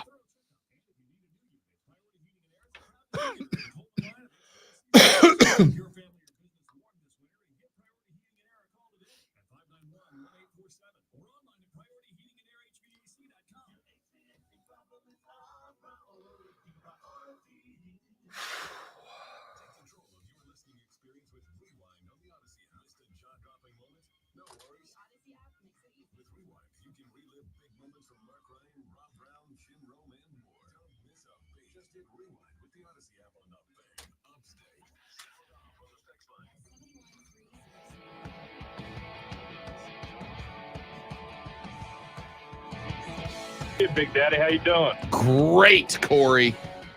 Real good. Real good. About a half an hour left of the show. You want to get in, 844-326-3663. That is the renewal by Anderson of the Carolinas fan phone, 844-326-3663. We'd love to have you on. Do want to take just a brief moment to remind you that your home for Super Bowl 58 is the Fan Upstate. Wait, well, what'd you call that? I called it what it is called, Super Bowl 58. And we, unlike other radio stations, are allowed to call it that because, Lonzo, You could hear it right here starting not this Sunday, but the following Sunday at 2 p.m. Please don't tune in for the Super Bowl this Sunday. You'll be sorely disappointed. But next Sunday, you can wall-to-wall coverage. What was it, like 4 hours of pregame? Like I said, it starts at 2 p.m. Yeah. 4 hours of pregame. The game Kickoff itself, is like post-game after. Kickoff's like after 6, like 6:12. Yeah, 6:05, 6:07, something like that. Either way, point is, you can hear that game right here and only on the Fan Upstate, and big game coverage on the Fan Upstate presented by Solo Stove. Feel the heat of the world's most popular smokeless fire pit. Go to solostove.com. All right. Get another story or two in here before we call it a day. I do like this. There has been, obviously, a lot made this year of a lack of holding calls across the National Football League. A lot made, and some teams get away with it more than others, if we're being honest. And Nick Bosa of the San Francisco 49ers has fired the first shot. Pass rushing expert Nick Bosa was asked during a news conference yesterday if anything stood out to him about the guys he will spend most of the Super Bowl up against, Jawan Taylor and Donovan Smith. His answer was 4 words long. He said, quote, "They hold a lot," end quote. I like this from Bosa. I like this from Bosa because right or wrong, true or not, by bringing it up, by pointing it out, you've put it on the radar. You've put it on the radar because now everybody connected to this game is going to be watching the left tackles. And if everybody's watching the left tackles, the officials have got to be doing it too. They are not going to be able to. In fact, they have probably got to treat the left tackles with a little extra due diligence because the last thing they want is Bosa to say they hold a lot. They hold a lot, not a lot of calls. And win or lose, Bosa comes out in the presser and goes, "I told you." All right. So, Rob, as knower of ball, can you tell me which football team, no matter what level, does not hold? They all hold. Everybody holds. There's a hold. The old cliche, the old adage goes. And be careful on what every play. Be careful what you point out, Nikki, because you pointed out it's Nicky Bosa, man. Nicky play for the Buckeyes. You can call him Nicky. Because pointing it out on one side means they might actually be looking on your side too. You're not wrong. I mean, they might just look over there and find out that San Francisco's offensive line also holds. I like that. You're not wrong. I agree with you. But I like that. I still like that if you're San Francisco. Because I will take requiring my tackles to be more disciplined if it springs Nick Bosa, right? And for the record, I kind of agree with Nick Bosa. I do. I think Kansas City, and I think there are teams. I think Baltimore's in this group. I think Kansas City's in this group. I think most teams that have elite mobile quarterbacks get away with a lot more holding. By the way, I hope in the offseason that Kansas City gets rid of both tackles and brings in some other ones because they've been nothing but trouble the entire season. Jawan, the false start machine, Taylor. What do you have? Didn't he have 2 on one of the pivotal drives against Baltimore last week? Like back to back. Yeah, as soon as you hear holding, you know it's one tackle or the 77. other. You know it's one of them. Yeah. I think he had 2 on back-to-back plays on 1st and 5 or something. Ended up turning it into 1st and 25 on a pivotal drive, like a game-breaking drive. I actually think Nick Bosa is right.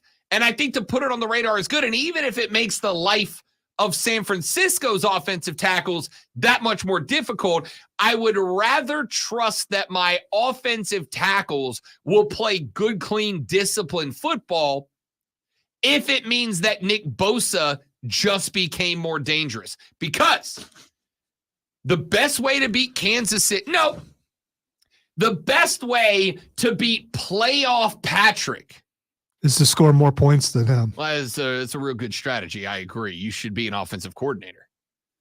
The best way to keep playoff Patrick is to contain him. I don't mean contain him in terms of the numbers. I mean literally contain him in the pocket. Do not let him get wide of the pocket. If Pat Mahomes gets outside of the tackle box, you're beat. You're beat. He's going to find somebody, or he's going to throw one of those running pump fakes that for some reason after 6 years still gets defenders off their feet. Did you see Travis Kelce throw a running pump fake last week? They went on the quick out to Travis Kelce running left. He gets to the line. He goes pump fake, and it worked. It was incredible. The best way to beat Patrick Mahomes is do not let him get into space. Do not let him break. Contain. That's the job of defensive ends. Defensive ends who are, of course, lined up primarily against, actually almost exclusively against offensive tackles. I need to do everything in my power to ensure that my defensive ends on both sides of the football have the best possible opportunity for success, because if Jawan Taylor is getting away with a hold on my defensive end and it is resulting in Patrick Mahomes getting outside of the tackle box and being able to make a move out wide, I'm beat. I'm beat. Second time I'm bringing him up this week when I played defensive end at the middle school level. To be ever so prestigious, Meg's Middle School in Shalimar, Florida. I'm sure you've all heard of it. We were a middle school powerhouse when I played DN there. And the reason I bring up middle school football so much is, if you've ever been around it, middle school football is built on learning how to play football. It is built on, these are the foundations of these positions. I'm not asking you to go be a star. You're a damn seventh grader. I'm asking you to learn what a defensive end does and do that and nothing extra.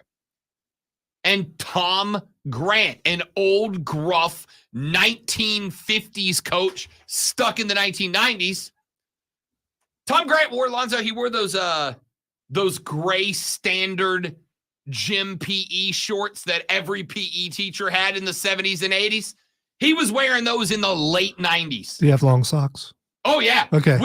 With the colored band around the top of the calf. Right. Tube socks. Yeah. Yeah. I want you to imagine a cartoon 1980s PE teacher. Now make him fat, and that was Tom Grant. I was going to say, I had PE in the 80s, and they definitely look like that. That, but fat and old and a gruff old ex-Marine, Tom Grant. Tom Grant would say to his defensive ends, hit, sit, eyes to the nearest back that can hurt you. And if the ball crosses your face, you're done because you're not doing your job. At the core, even at the NFL level, that's a DN's job. Do not let that football get across your face. If that football crosses your face, the whole team is beat. Everybody on the field has one core rule on any given snap, that if they let that rule be violated, the whole defense has lost the play. For a defensive end, if that ball crosses your face, you have lost. So if I'm Nick Bosa, if I'm the 49ers, I'm doing everything in my power to give my defensive ends the best possible shot at not letting that rule be violated. And it's one thing if that rule gets violated, but the quarterback is Kenny Pickett. It's an entirely different ball game if that rule gets violated and it's Patrick Mahomes, because he's going to kill you. He's going to improv out there on the edge, and it's going to kill you.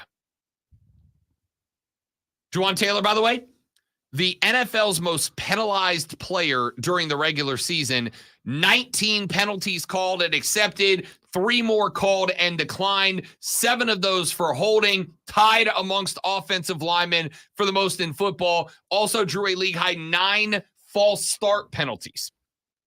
On the other side, Smith drew 5 holding penalties, 2 behind his league-leading teammate. So, yeah, I love this from Nick Bosa. So much of the game of football even at the NFL level, is played off the field. It is coaches taking that tablet, drawing up the plays. It's getting them called. It's personnel management, getting the right guys on and off the field. It's quarterbacks reading and adjusting to the defense. It's defenses trying to disguise and confuse the quarterback.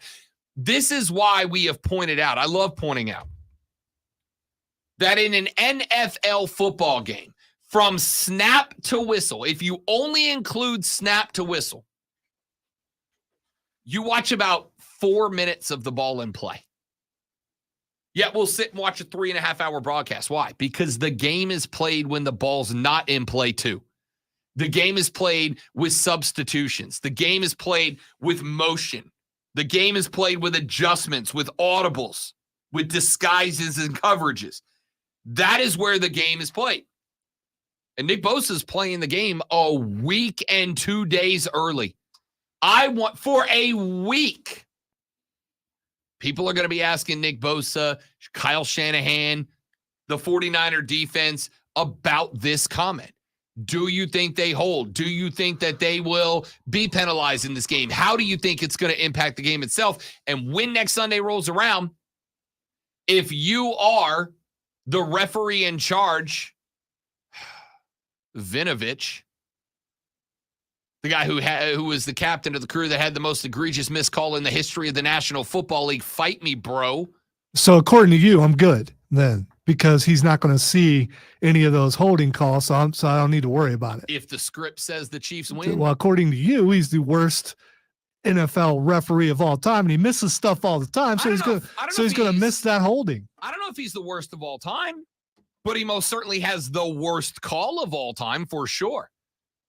He might not be the worst NFL ref ever, but he does have the worst NFL miss ever for sure. I'm disappointed. I was hoping that we would be Hussey, because he's my favorite referee, John Hussey. Let's go down on the field. Get it, Hussey.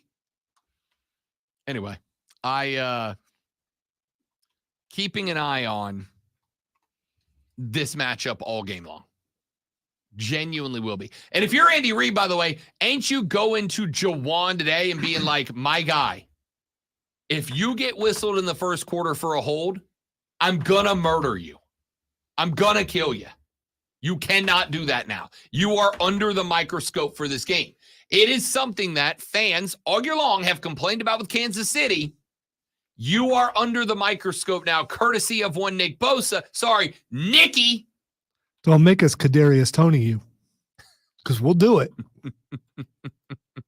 Hey, Kadarius is off the he's off the injury missed practice Yeah, list. I know, but why would he want to play for that team after all the things that he said? Right.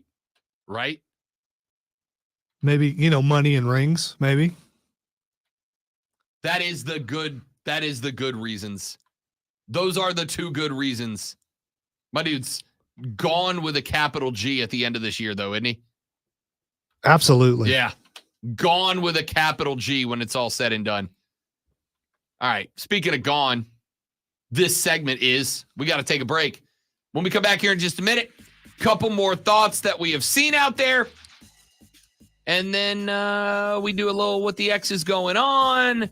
And then we go home for the week and get set up, ladies and gentlemen, for what you are all waiting for.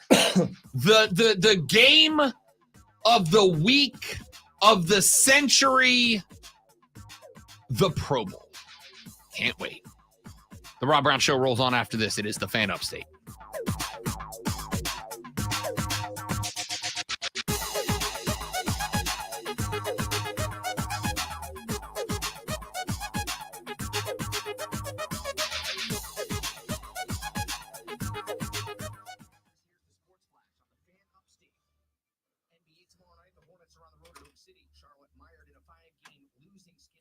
Do.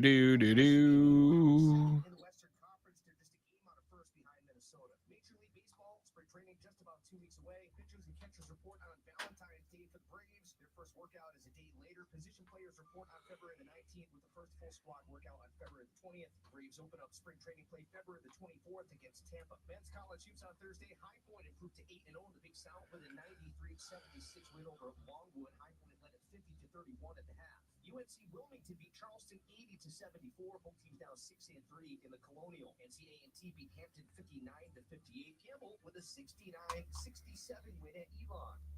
The Fan Upstate is your home for Furman Paladins basketball play-by-play live all season long. Download the Odyssey app, search the Fan Upstate, and listen anywhere on your phone. I'm Chuck Sanders. That's the Sports Flash of the Fan Upstate. Sick and tired of aching joints? Dread the idea of surgery? You need to call QC Kinetics today. Hey, it's Charlie James. The state of healthcare is always changing. The old ideas like steroids and surgery are no longer your only option. Regenerative medicine at QC Kinetics is transforming lives with innovative, non-surgical, drug-free treatments that deliver lasting results. Knee pain, back pain, shoulder pain from arthritis or injury? Don't let this pain keep you from living your best life. QC Kinetics' advanced state-of-the-art treatments harness and direct your body's natural ability to restore and repair damaged joint tissue. You should apologize for that, Stephen. Everyone should, especially in my current condition. Laughing out loud could cause a 10-minute coughing fit. And without harmful drugs. Call QC Kinetics now for a free consultation.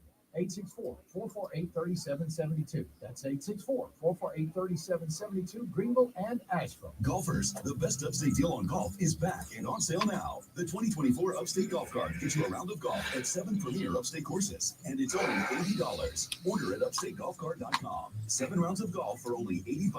Upstategolfcard.com. Next big challenge, can I make it through 2 hours tomorrow? I don't know.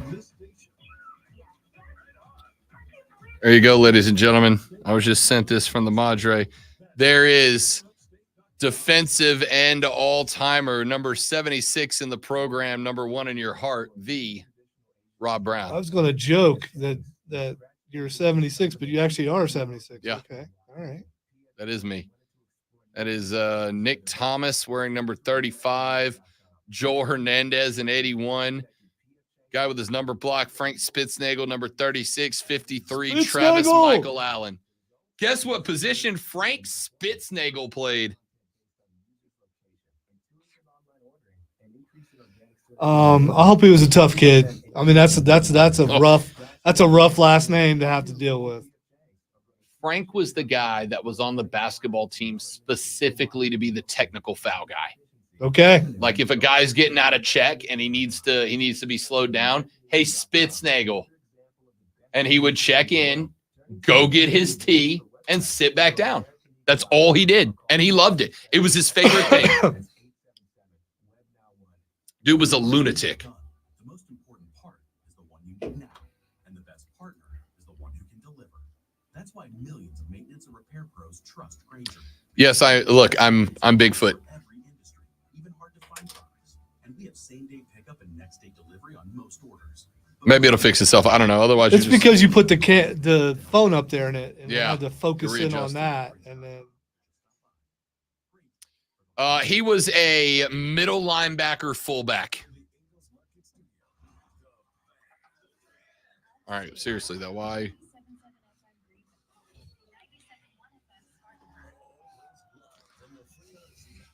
Hey, if it fixes, it fixes. I don't know what to tell you. I got nothing.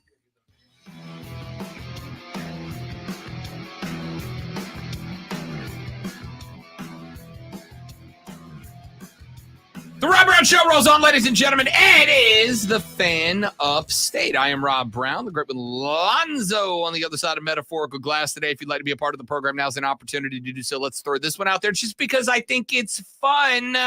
Kevin Durant, the Durantula, said yesterday that imagining what could have been when he was a part of the super team that the New Jersey Nets, the Brooklyn Nets, tried to build. He said imagining what that team could be is a pointless exercise. A pointless exercise. That kind of feels like a cop-out to me, right? Like that kind of feels weak, Kev. When asked about his lack of success in Brooktown, Durant said he looked at success like this, quote, as an individual, I was an all-star every year, leading vote getter every year in the all-star game, sold a lot of jerseys, 50, 40, 90, average 30, all-NBA. Was that successful? But Team success is a different thing. How the team does, you like to put that one on one of the best players and call it a failure. But you look at the work and you want to talk about me individually, you can't just look at the work that I've put in. I think I've grown as a player. I think I'm on my way to mastering the game. Coming here helped to push me closer to that, and that's what I take from my time there. I made my money, yo. Dude, what a bad take from Kev, man. He said, I mean, it's just a pointless exercise, in my opinion, to think about what could have been. What happened, that's just what I thought about it. What actually happened in the reality of it, we didn't have enough time together. That's just it. Guys wanted to go their separate ways. We tried our hardest to salvage everything and bring everything together. We had 3 or 4 different teams for when I signed here to when I left. Kev.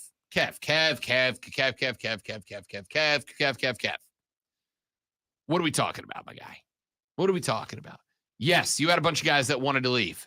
Why? Because they couldn't work with you, brother. Because they couldn't work with you. They couldn't work with each other. James, brother, Kyrie, these guys could not work with you, Kev. Whoa, whoa, whoa, whoa, whoa, whoa, whoa, whoa, whoa, whoa. It's kind of on you, buddy. I mean, it's on them too. I'm not disagreeing. But I'm going to say it's not a point. Okay, yes, is it a pointless exercise? Sure. We can't go back in time and fix it or change it. Absolutely, completely, and entirely agree. You are correct, Kev. Nothing's going to change. But if you don't think that we, the fans of the National Basketball Association, didn't get cheated out of what could have, should have, would have gone down as one of the best basketball teams ever assembled. Ain't nobody thought that thing was going to work. No, but you hoped it would. Could you imagine if those guys on that Nets team would have been on the same page? Durant, Irving, Harden, if those guys were able to coexist, were able to operate on the same page, I said when they signed him, this thing, in fact, I can go back and probably pull the tape on it. My take on that was then, Lonzo, one of 2 things is going to happen. And there's only 2 possible outcomes.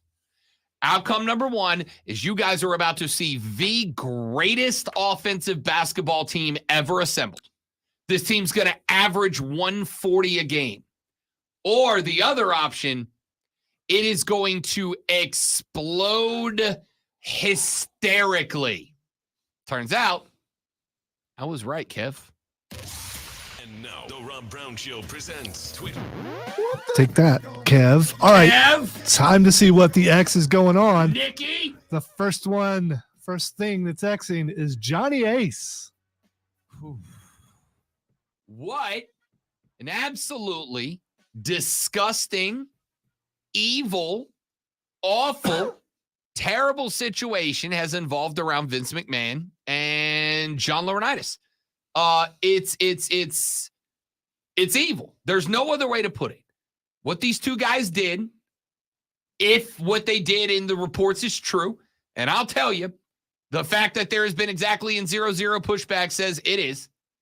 What is in these reports? I read that lawsuit, 63 pages of it, and it churned my stomach. It's disgusting to the point that I had a brief second where I was like, I don't know if I can watch the Rumble. I don't know, because there's people in power at this company still who had to have known this was going on, who had to have read those texts, heard this. Vince was going around telling people what was happening with this thing.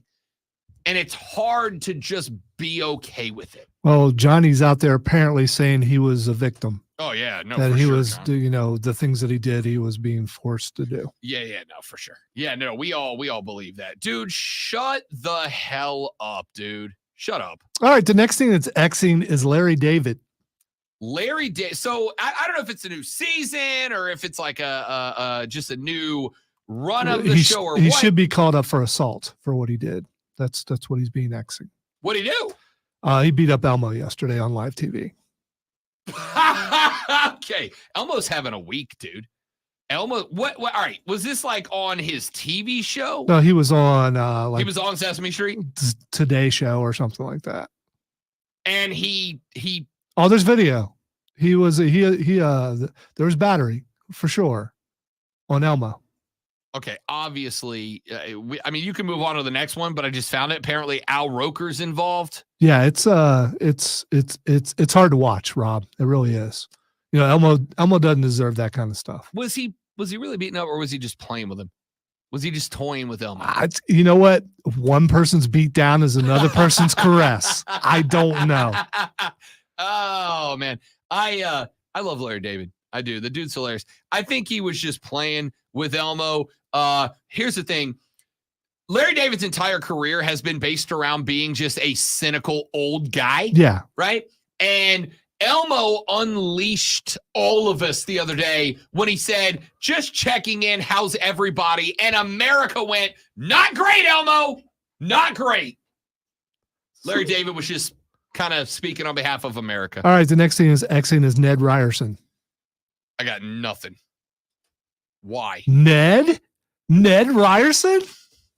Oh, because I'm such an idiot. Listen, I told you guys, the only good thing about Groundhog's Day is the movie. Outside of that, I don't care. I don't want to hear about Puxatawney Phil. I don't want to hear about winter or spring. You know how I know if there's going to be 6 more months of winter or weeks or whatever it is? If there's a cold front that comes through, it's going to stay cold. And if there's a cold front not coming through, it's going to warm up. Not the groundhog. Stop with the groundhog. I don't care about the groundhog. Hey, stop with your science nonsense. It's all about the groundhog, man. That's nature's way of telling us what's going on. Ned? All right, that's it for us. We got to go. That's the end of the week. I hope you all enjoyed it. We're going to come back next week and try even harder. Plus, on top of that, it's Super Bowl week next week. So we're going to be talking a lot of NFL championship. Plus, we got to start continuing to make the slow transition over to basketball season, my friends, because there ain't no off season on the Rob Brown Show and the Fan Upstate. See you on Monday. Yeah.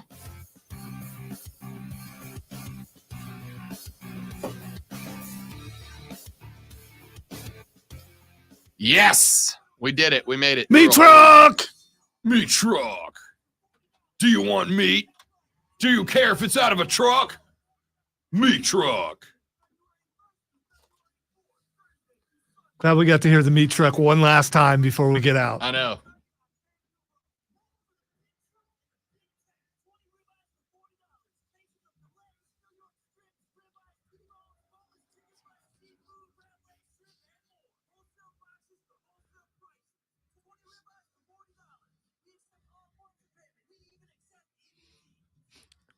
Hope so, Steven. All right, dudes. Thank you guys and dudettes. Thank you guys for hanging. Hope you enjoyed the show. Have a lovely weekend. Follow me on social media. I'll be at the hockey game tonight and tomorrow if anybody's going to be there. Bet for the Cycle noon to 4 tomorrow. I'll put it up on my social media. You can follow there. Anything else we need to shamelessly self-promote before we get out of here? Do the Upstate Pulse, 7 to 9 p.m. tomorrow night. Oh, well, that's what see tomorrow meant. I guess we should tell people where to see. Yeah, tomorrow. yeah. It's 106. No, 98.9. I'm sick. WORD or Facebook, YouTube, Twitch, and X, right where you're watching right now. Tune in. Will Pappy be there?